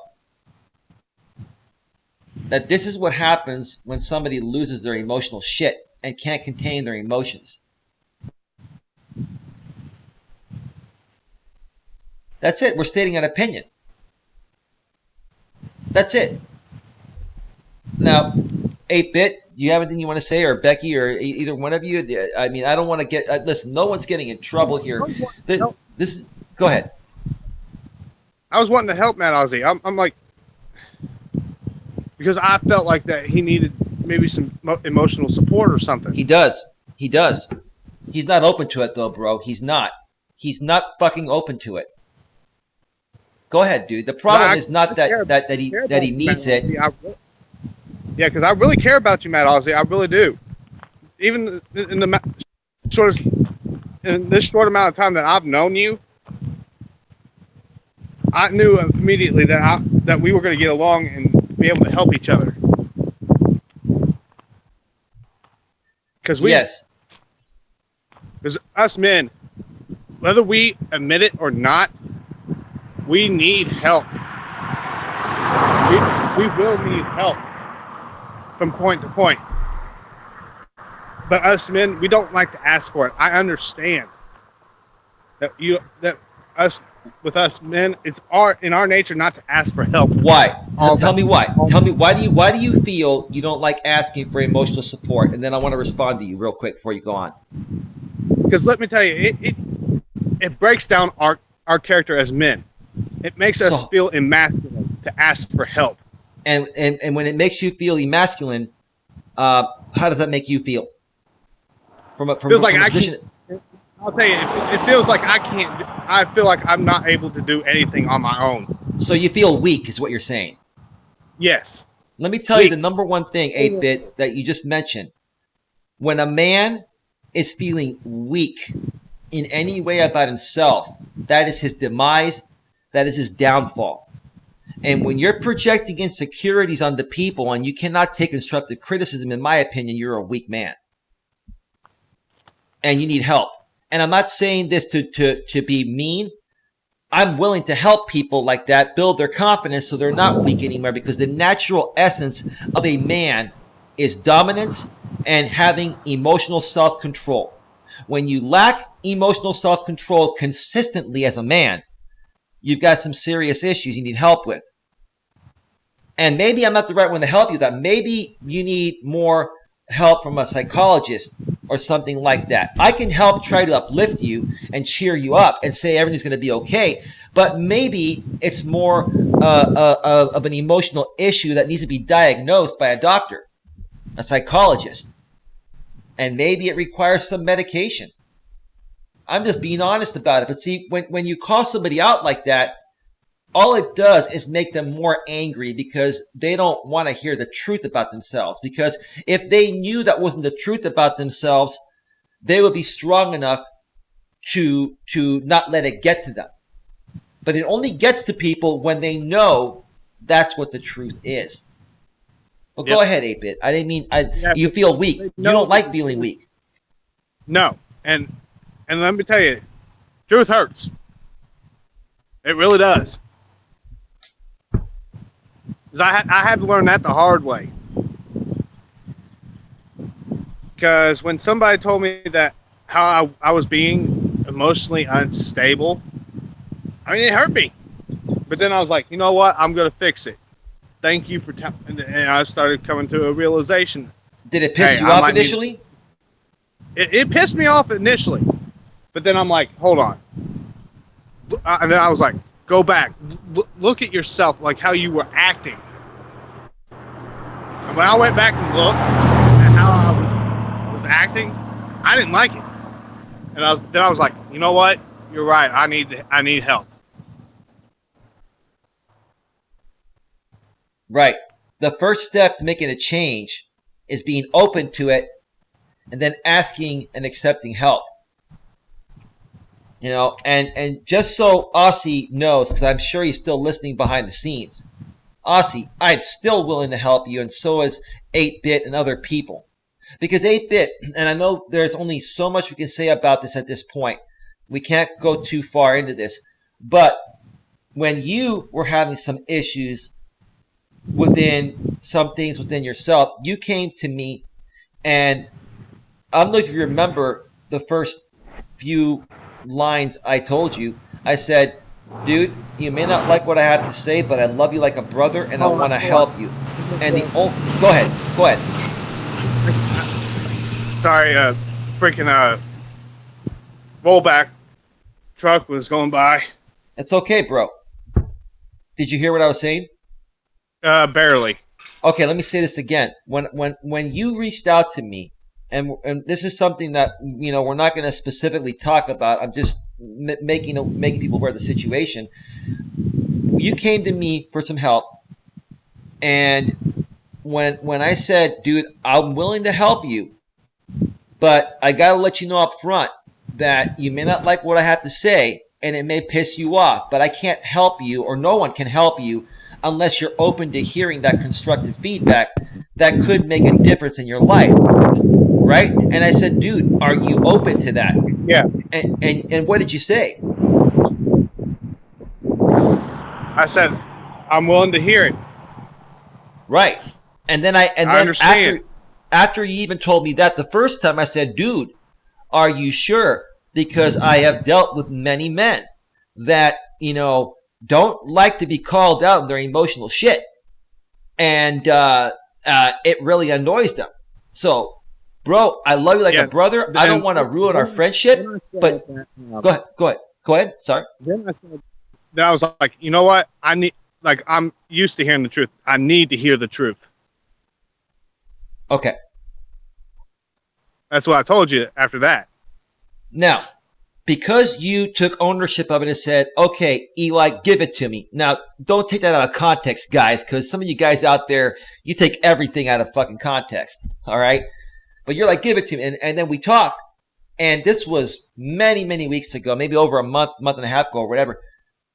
How much of a difference, and I'm not taking credit for this, I'm just saying, how much of a difference has it made for your life just being open to hearing constructive feedback that truly want to help you get through something like an emotional issue? it helped out a lot.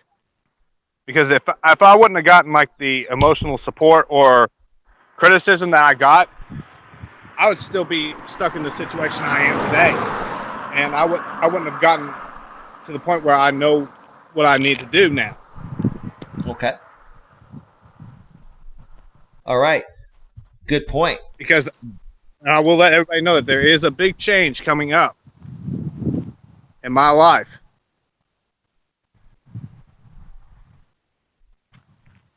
Okay. We'll leave it at that because that's as far as it can go at this point. You know, I didn't mean to interrupt you, bro, but I don't.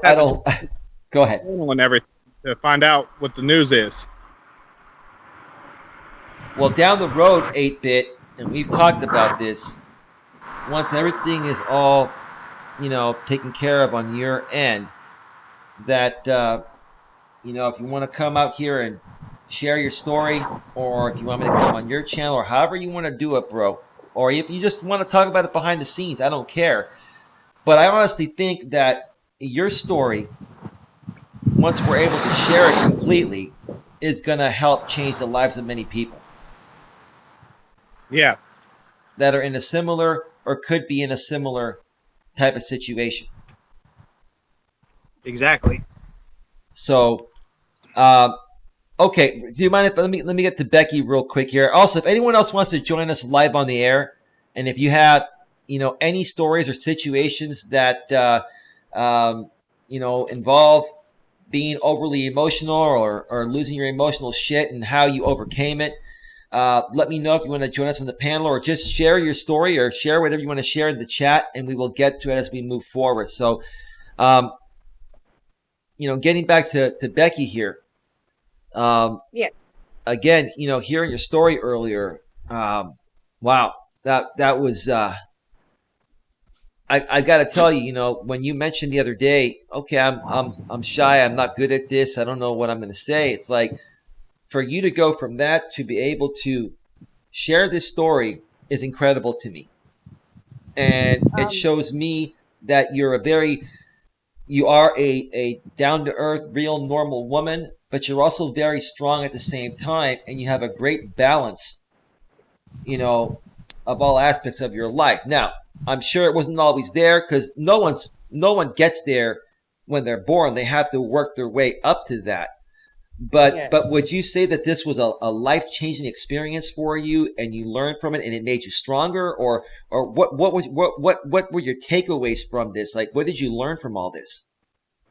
It was a definite life changer, and I think I'm still learning. I did learn that I'm a little stronger than I once thought I was. Okay. But you really never know how strong you are until you have to be. I'm not really sure. I mean, other than, learning how to control the emotion, because there for a while it was all out of control. And while that might have been normal to me, that was unacceptable. But yet in the beginning, I could watch myself overreacting, and I could watch myself completely just lashing out and being insane. And at the same time, I couldn't do anything about it. It was kind of like watching myself outside of myself, and I'm going, no, don't say that. No, don't do that. Okay, I just did it. But in the years since, and I guess if there's any one good thing that could come out of that, not that there's anything good that could ever come of losing a child, but it did teach me that the smaller things in life, things that used to make me angry or, make me fly off the handle, are so not important. They don't matter. They don't matter. Yes. It helped me learn to distinguish what matters and what doesn't. It helped me learn when to keep my mouth shut and when I should speak up. And overall, even though it was and still is a really sensitive and emotional thing, now overall I'm calmer. I'm easier to approach and talk to, and I don't fly off the handle anywhere near as much. You know what, Becky? I'm very proud of you, and may I share why? I know I don't know you for too long, but may I share why I'm very proud of you, especially based off of what you just said, and I believe you 100%. Sure. And I hate to compare it to this, but I'm trying to teach men a lesson here that is crucial to the future success of your life as a man in the modern world. You guys Right. don't get this. You got this woman here who came on this show today and shared a very personal, life-changing story and kept her composure. Now, yes, you have your moments. You're going to cry about it. I'm proud of you, but you were able to come on here and keep your composure, yet still be very feminine and be strong at the same time, and be considerate and be like it was. I couldn't have done it better myself, Becky. And what I'm trying to say is that when I look at some of these men I've dealt with in the MGTOW manosphere community, to see how they would handle a similar situation, such as you just handled, you know, I'm like, why can't, if this lady here who's a woman, no disrespect, women are more emotional than men, and they're not supposed to be as emotionally strong as men. That's just the way God made women to be. Now, I'm not saying women cannot be emotionally strong, but it's just not a part of their natural essence. When this woman is coming out here and being stronger emotionally than you grown-ass 40, 50-year-old men that can't eat. Go ahead, Apid. You know where I'm going with this, right? Go ahead, please. Go ahead. Seriously, that says something, that somebody that has been through something like this and yet still can keep their composure. Right. Better than a full-grown adult. And I respect her as a woman, keeping her composure, yet still being feminine and being stronger than most of these MGTOW men I've dealt with that have traumatic emotional issues. It annoys me when these men are no longer behaving like men. And I'm not just talking about the men of our youth, 8-bit, that aren't even being taught how to be men anymore, the millennials, and then the post-millennials, the Gen Z, I generation, post-millennial generation. But a lot of these men in their late 30s, 40s, 50s, and 60s are behaving in the most ridiculous ways I've ever seen in my life. And then you try to help them. You try to be a brother to them. And instead of accepting your help, say, hey, dude, I could sure use your help. They start projecting their shit onto you.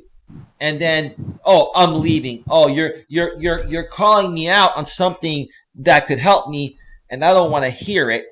So I'm going to project and say, you don't know what you're talking about. You suck. You're an idiot. I'm leaving. So you're going to walk away from people that are truly trying to help you, rather than say, okay, I'm owning it. I'm here. Let me come on. Let me get the help I need, and let's work this out. You see what I'm saying? I am so annoyed by the way a lot of men do not behave masculine anymore nowadays.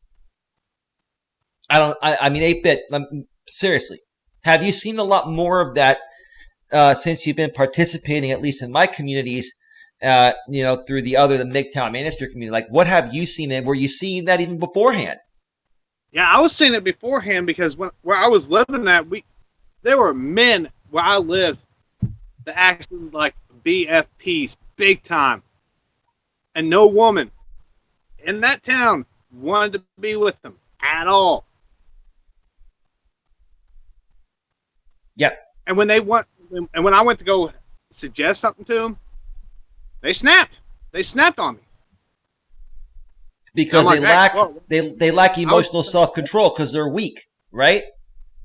I was just like, I was just trying to give you some advice. I was in that situation, but apparently you don't want it, so see ya. Because they lack emotional self-control, which is not a masculine trait. Masculine energy is being centered. It's being confident. It's being dominant. It's being able to manage your self-control. Now, at the same time, being a real strong man doesn't mean at times you can't shed a tear or share emotions, because everybody's emotional, men and women. It's just that men in their natural essence are supposed to spend most of their time being centered and being in control of their emotions. Women, most of the time, or if not all the time, they respond to things emotionally based on how they're feeling in the present moment. And then they respond to things, they look at things logically afterwards. So, for example, if you're dating somebody and they tell you that I love you, right? Let's say you're dating a woman, 8-bit, and she says, I love you. You know, if you breathe wrong, it's an extreme example, but I think you know what I'm saying. If you breathe wrong 30 seconds later, she could say, well, I don't love you anymore. Well, you told me 30 seconds ago that you love me. Make up your mind. Well, I just changed my mind because that's how you're making me feel right now. You see how it is? And that's why a lot of guys don't understand that women's emotions are in the present moment. It doesn't matter if you've been with them 10 years and everything's perfect. If you go off the deep end, emotionally, those 10 years don't matter. What matters to a woman is what's happening in the present moment. And we need to teach men to understand that. But go ahead, because I want to get some feedback from Becky as well in a second. 8-bit, go ahead. Yeah, exactly. Because I learned, I didn't know that at first until here recently. You got to think of how they look at things. They look at the present moment of everything, and then they base that off their emotions.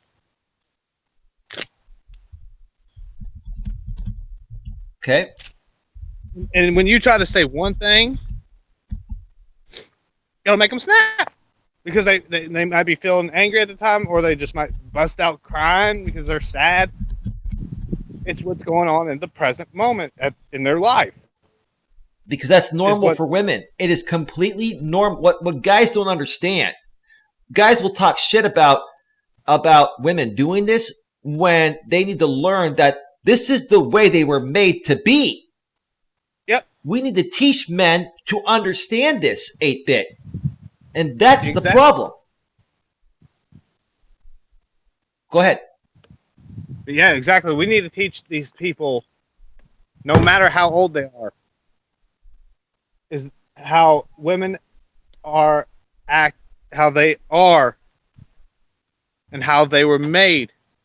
So that way we can compensate as men to fully understand how a woman feels at that certain moment.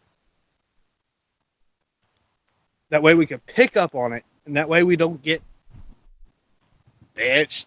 And I hate to say that word, but constantly bitched at, or constantly having things thrown at us, or having stuff like that done to us just for no reason, because we don't know what a woman's thinking. We need to understand the way a woman thinks. Yep. Amen.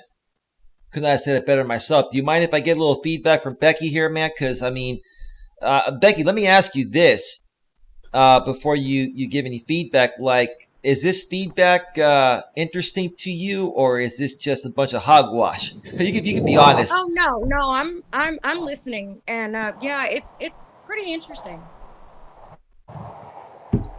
Yeah. What is your take on what we've been saying? Like, like you're a woman, and Yes. you seem to be a good woman. You've got your shit together, and you keep your composure. Like, I'm just very impressed at how well you keep your composure together. And then we have some of these other grown ass men that get emotionally butthurt over a simple opinion another man makes on a topic that's sensitive to them.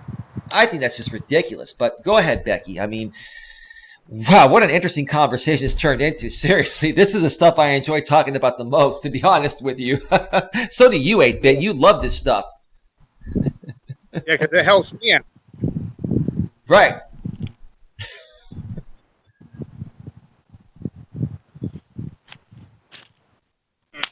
Is Becky there? Oh yeah. I didn't want to interrupt or anything. No. Go ahead.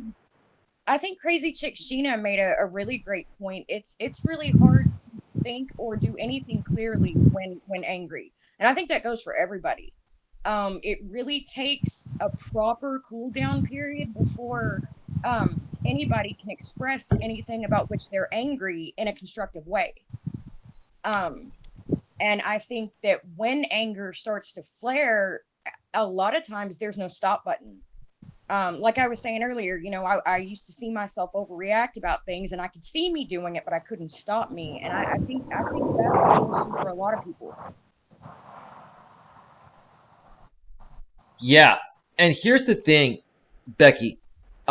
Let me read a comment from James Brophy in the chat. He says, Coach Eli spot on. Sad Aussie Bushman's behavior equals ridiculous. I mean, look, I don't want to talk smack about Bushman because I don't think he's a bad guy. But yes, his behavior to me is not normal. That's my opinion. Okay? My opinion is that, and in all honesty, I like the man and I support the man, and I don't think he would hurt a fly. He's not a bad person, but his behavior annoys the shit out of me. As any man that would behave that way would annoy me. Because here's the thing, Crazy Chick Sheena and Becky. Any which way you look at it, okay, you know, having emotional self-control as a man or a woman is something that you should have.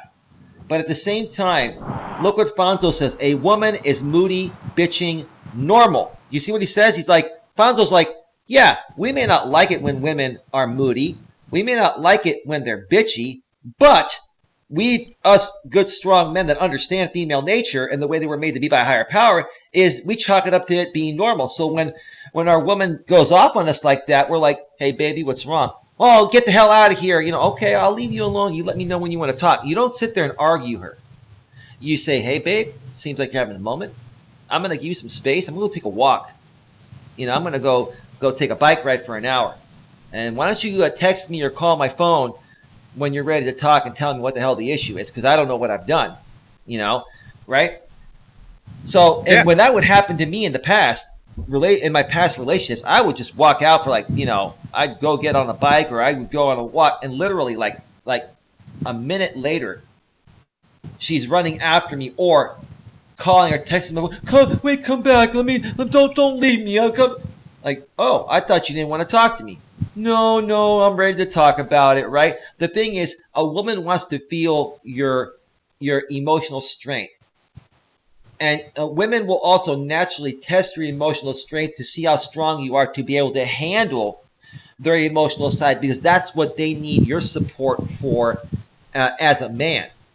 So by you walking away and not feeding into her ridiculousness, which is normal for a woman because of her emotions, the way God made women, you're actually making her feel more comfortable to trust your masculine core. And now she wants to feel your strength. Now she's coming to you saying, in other words, she's saying, babe, I need you. I need your strength. You're a strong man. You just proved that again by walking away from my crap and not feeding into it. Here's what's going on. It has nothing to, and most of the time it has nothing to do with you. It has to do with something going on with her internally, which is normal in most cases.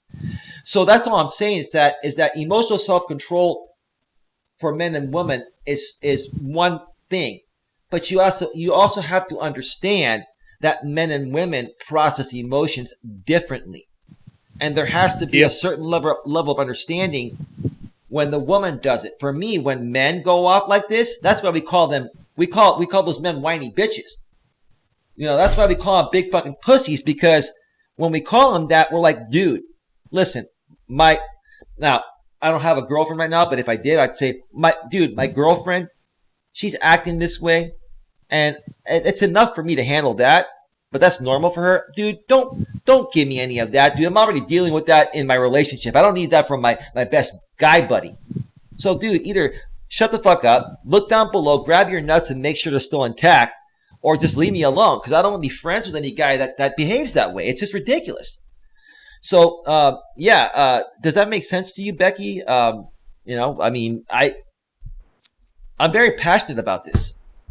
Yeah. Okay. Anything you want to add to it, or should I get to Mr. 8-Bit? Because I know we're almost at the 2-hour mark of this show, and I may end this show in the next 5 to 10 minutes, so that way more people can watch it. I'm going to try to run some shorter shows unless they call for being longer shows, like the last one when we had the that panel on where the craziness happened. It was like 4.5 hours. That was a long show. Yeah. Oh, yeah. Yeah. So anything else, Becky? If not, let me get 8-Bit's feedback on this, and then what I'll probably do is do final thoughts, and I'll make you folks aware. Go ahead and get to 8-Bit. Okay, 8-Bit. What is your take on what I was just saying there? Do you have anything you want to add to it? Anything that James Brophy mentioned there? Yeah, you're right, because these men that act this way, we don't want us. I will admit, I'm not always an emotionally stable person or man, but when I am, I don't want to fucking hear the shit when I'm when you're with dudes. with somebody that's already with that stuff that you have to deal with on a daily basis, and hear it from another person that you're trying to help, and it's not getting through to them, and it literally just It annoys the shit out of you. Like, to the point of me going cuckoo. Right. No, you're absolutely right, bro. And when you're already emotionally messed up already, and somebody else comes in there and it pushes it even further, you're literally going to snap on anybody. Right. And see, here's the thing. We've been using Mad Aussie Bushman for example purposes because we've all gotten to know him and we all like him. Bushman, no one's attacking you. No one's trying to talk shit about you. No. And we all still want to be your friend. But the bottom line is this. I've dealt with people that behave in the way Bushman behaves. And there's only one thing you can do to help these people. And that one thing is you have to leave them alone until they're ready to come to you and say, hey, dude, you know what? I need help. Can you help me through this? I've got some deeply rooted emotional issues. Now, I'm going to help him as much as I can with what I'm allowed to help him with and what I'm capable of doing. And if I feel that this is something that's out of my jurisdiction per se as a life coach, then I'll refer them off to a psychologist or psychiatrist. And I have, I know people I can refer people to, at least here where I'm at in the Bay Area, or I can at least refer them to where they can get the right information to find a good psychologist, in their area. I mean, a lot of these people may have PTSD. I know Ozzy was mentioning that he's been through 2 wars, so I can only imagine maybe he has post-traumatic stress disorder. There's something that is affecting him, and maybe getting diagnosed or getting medication would be the right thing to do. But the bottom line is, 8-Bit, that like I asked you when you came to me for help, I said, dude, are you open to my help? Are you open to hearing the truth? Because I'm going to tell you right now, you're not going to really like anything I have to say, but that's the only way that I or anyone else can help you, right? Yeah, and at first I was hesitant. Of course you were, but you came to me. I didn't come to you. You came to me. Yeah. Yeah. Yeah, say yeah. Yep, exactly. Yeah. I love you like a brother, dude. Seriously, man. Like, dude. Sorry for the water noise. I'm just trying to keep myself cool with this. That sounds cool, dude. I like noises in the background where they are natural environment noises. It makes the stream sound interesting. Well, this was coming out of a water faucet on the side of the house. Excellent. Still sounds cool. But go ahead, man. Like you came to me, but I still asked you, even though you came to me. Yeah, exactly. I said, dude, what are you open to? Because if you're coming for serious help, I cannot help you unless you're open to me pretty much laying into you, bro. And I only want to do that because I love you like a brother, and I don't want to see you suffer in any way that at least I notice you're suffering. Yeah. Go ahead. Exactly. Because even though I came to you first, I was still kind of hesitant to ask. But now I'm like, you know what? Fuck it. Screw this fucking shit. I'm getting the fucking help. Yeah. And not only has it helped you out, You made a great friend in me. Frost Wolf Studios, you and I have become a lot closer, a sisterly behind the scenes. And you know what? We wanted to bring Matt Aussie Bushman in that group. We're willing to bring any person that needs help into our group, even private groups where us men can talk about certain issues that we don't want to. Well, they really shouldn't be put online. We do kind of talk about them, but if we're going to talk about personal situations, in a trusted group, that stuff has to stay. That stuff has to stay private, unless down the road someone wants to go public on it and share their story. So we were willing to do that. Like, I don't know what more I could have done to help Aussie, but here's what's going to happen, 8-Bit, and then I want to get your final thoughts after this, and then we'll get Becky's final thoughts, and we'll wrap up the show. Here's what's going to happen.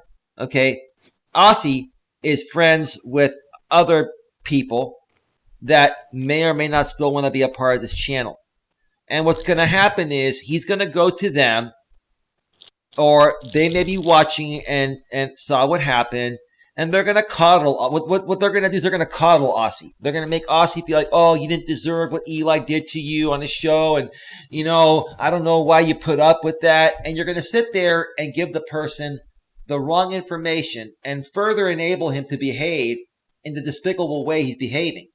And that's part of the problem I have with people is that they don't understand that some life lessons need to be taught in a very straightforward and difficult way. It's you can't always sit there and baby people, especially men in their 40s, that need to be called out on something that they're tremendously doing wrong. But go ahead, 8-Bit. Share your thoughts about that, and then give me your final thoughts. I will admit, I was coddled by my mother. Mm-hmm. I didn't learn shit hardly because the only thing I really learned was like a little bit of cleaning, but the cooking and stuff I was never really allowed to learn. Mm-hmm. So I had to learn that shit on my own. So when you gotta learn this shit on your own, you gotta be willing to actually have you with any situation. Okay. Real quick, 8-Bit. The OBS for 1 second disconnected from the YouTube live streaming server and then reconnected. Folks, if you're watching this stream, for a split second, you may see a cutout. But let me know in the chat. If we should be still alive and you should be able to hear me. It should have been like a seamless transition. I hate when that happens, but the YouTube server sometimes gets overloaded. But it looks like we're back on the air right now. Real quick, 8-Bit. Brad Panda says, also, Eli, you didn't make him leave. He initiated all that. Yeah, he talked shit about me. I basically was just stating what happened. My opinion of what happened, which is not even an opinion, it's a fact. But I'll call it an opinion to be nice, right? And he attacked me, talked shit about me, and basically said, I'm out of here, I'm leaving because you're not coddling me and agreeing with me 100%, I'm leaving. And that to me is despicable. And the thing is, it's not the first time he's done that. This is like the third or fourth time he's done that, and he's threatened many other times to leave. And that right there, folks, is not a good example, for men to see other grown men behave in that way. It's not a good example. It's not. No. 8-Bit, right? Exactly. And I'm not meaning to talk. I have nothing against you, Matt Aussie. But let us help you, because we understand. We might not understand what you're going through, but let us know what you're dealing with to be able to help you and understand fully what you're going through. You need to be open. I know it might be hard. Just trust me, I didn't want to open up to Eli. Like, I literally kept, I hate to say this, Eli, but I kept this away from you for a little while and just talked to, like, Frost about it till I was fully ready to actually come to you full force. to actually get your opinion. Well, you were at your breaking point, bro. You were not at your breaking point when you came to me. And this is what I'm assuming. Correct me if I'm wrong, but you were at your breaking point. Yeah. Yeah. And sometimes it takes getting to your breaking point before you tackle any issue. And I'll tell you honestly, I'm the same way, bro. That's why I can recognize it. Also, I'm almost twice your age, not quite. You know, I'm 45 and you're 25, I believe. So, I mean, shit, I've lived an extra 20 years, and I have 20 years of experience of going through all the BS that you now are currently going through. And so I understand it. Yeah. But yeah, I also understand that, you know, you got to come to terms with wanting to help, because when I was younger, bro, I didn't listen to anyone. I didn't want to hear my friends tell me, you know, what I can now look back at and say, oh, they were right. Everything that my friends were telling me that I was doing wrong, that was pissing me off and making me revolt and not want to be around them. The reason why I reacted that way is because they were right. And I'm looking back 20, 30, 35 years ago as a younger man, right, or teenager, and say, yeah, they were right and I was wrong. But until you learn in life, you know, you have a better understanding in life on how things are, you're not going to be able to take ownership of that. And I think until Matt Ossie Bushman really learns this lesson and is able to come to terms with what's happening with him and take ownership of it, no one can help him. Not just us. No one can help him unless he takes ownership of it and wants to accept the help. But go ahead, 8-Bit, share what you want to say and share your final thoughts. Then I'll get to Becky to share her final thoughts, and then we will wrap this baby up. Yeah, because I will admit I didn't listen to my friends either, but I'm like you, I now know that they were right on, pardon me. Bless you. Daggum allergies, cat fur. Yeah, I hear you about those allergies, bro, but go ahead. But yeah, now I'm realizing that they were right about the situation I'm in. Even my own family, I realized that they were right. Okay. Fantastic, man. No, I appreciate you sharing that. Any final thoughts you have? When you're done with your final thoughts, before we get to Becky's final thoughts, I want to address Granny Monster's question in the chat. But go ahead, dude, if you have anything else you want to say. Just that with the emotionally unstable stuff, we need to have more emotion as men. We need to have more emotional stability as men, because it's our trait as men to be emotionally stable. So if you guys if there's anybody that's watching that needs help or anything, don't be afraid to ask. Right. Because there's nothing wrong in asking for help. But you got to make sure you want the help. Because I'll tell you right now. And be open to it. Yeah, you got to be open to the criticism and everything. And you got to be ready for the brutality of the honest opinion. Right. About everything. Right. You might not like what we say or anything like that, but it's the truth that will come out to you. Right. Dude, well said, dude. Well said. And I thank you so much for, opening up again here today and contributing to this show. It was very well done. You mind if I tackle a question from Granny, and then I'm going to get to Becky right after this? Go ahead. Okay, so Granny Monster says, I'm not trying to take sides because I'm truly confused, but did Aussie ask for help? I only ask because I also know when people offer help at times, which takes away my own need for triumph. No, Granny, he didn't ask for help. It was his behavior that got him removed. Okay, and because of his behavior that has been consistently inconsistent for a long time now, it got to the point of where he was either going to be open to talking with us behind the scenes privately and trying to correct his behavioral issues, or he'd have to be removed, because as a moderator and as a contributor to this channel, to behave in the ways he's behaved, insecurely, immaturely, unprofessionally, losing emotional self-control all the time. It's just ridiculous. He's threatened to leave many times. He's left many times. I've had to ban him a few times because of the things he said. He's attacked me. He attacked a longtime contributor of mine that stems back to my old channel that was on my panel a few days back, all for stating an opinion.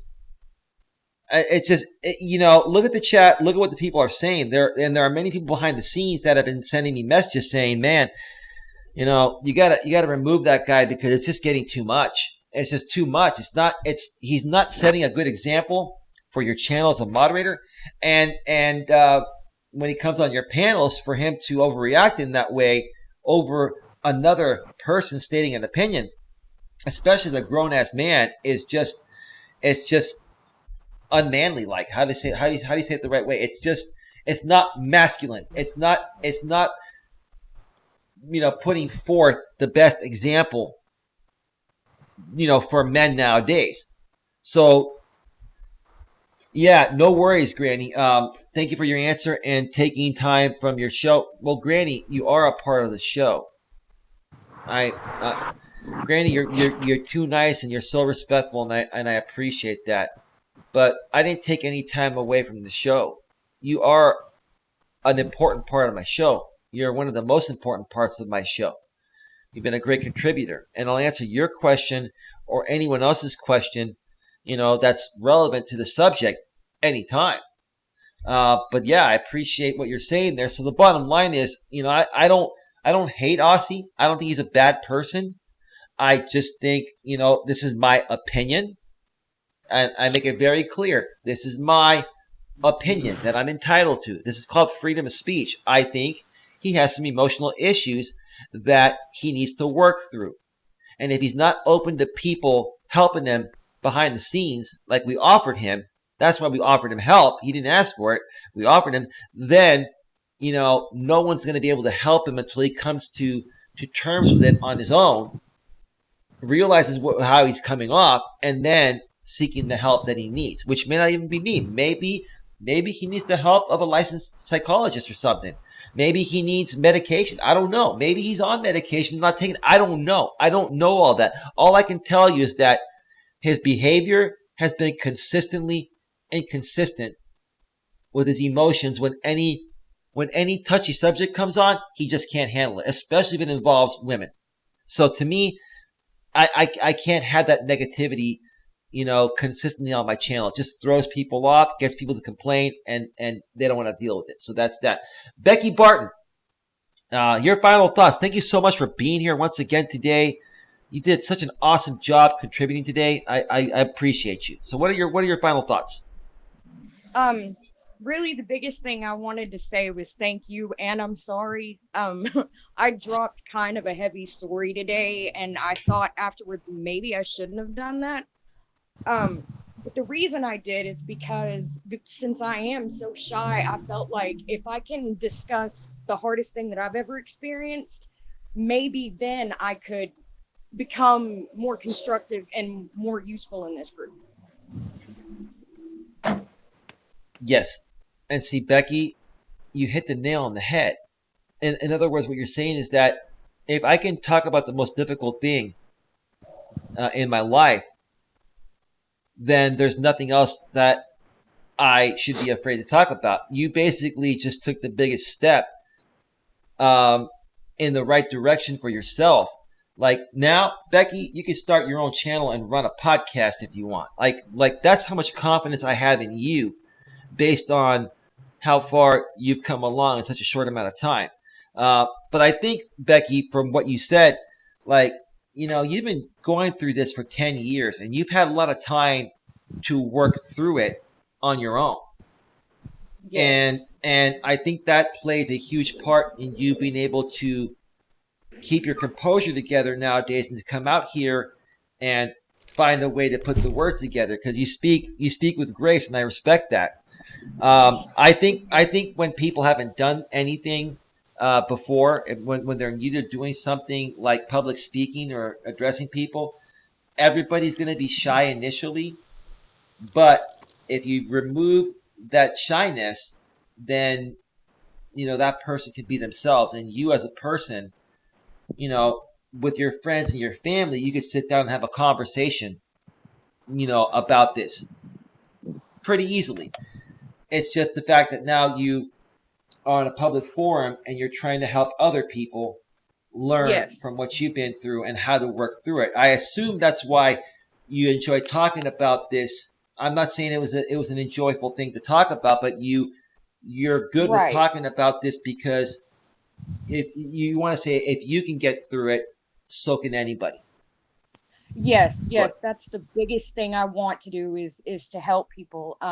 I know that there are people who struggle just with mental illness in general that don't really get the support they should get from family and friends because the family and friends may not understand. And what my biggest goal since my son died has been to try to reach out to as many of those people as I can and show them, hey, I'm here. You don't even have to tell me exactly what's up. Just know that I'll listen to anything you have to say. Or if you need some advice, maybe I have some. Okay. All right. I was just noticing too. Thank you so much, Becky, and you're welcome anytime. Whenever we have subjects like these, or if you want to join the panel, you know how to reach me. Granny Yes. Monster. Oh yeah, absolutely. Granny Monster says, "I love you all, but the past 3 days have left me mentally and physically exhausted. Hashtag create, not hate. Mad Monster love. All have good one or good on." And then I put bye, Granny Monster. I thanks for being here. Take a break and come back when ready. Yeah, folks, don't overdo it. If you're exhausted and you need some time away to recharge, take a few days, then come back fully charged, and we'll catch up with you then. But much love, Granny Monster, and James Brophy. I know who you are. I appreciate your comments. You're absolutely right, man. And the right thing happened here today. We had to make another moderator change, and we had to remove another moderator here on my channel today. Look, folks, I don't want people talking shit about this. I don't want people, making a big deal out of it. If you have an issue with me removing Matt Aussie Bushman, please contact me privately. Okay, let's see how maturely and how how emotionally stable we can be when handling this situation. Let's not lose our shit over something that it had to be done after many attempts were made to handle it the right way. So with that being said, folks, I'll be back for one more show later tonight. It'll be an informal show where you can ask me anything. I may throw a little topic on it as well. But another Ask Coach Eli Anything general subscriber hangout, will be happening tonight at 9 p.m. Eastern, 6 p.m. Pacific. That show will run for about 3 hours. Okay? So thanks again, Becky. Thanks again, 8-Bit. And thanks to everyone in the chat for being here, the moderators and the consumers. Have a good one, everyone, and we'll see you later tonight. Say goodbye, everyone on the panel. Say goodbye. Bye. Bye.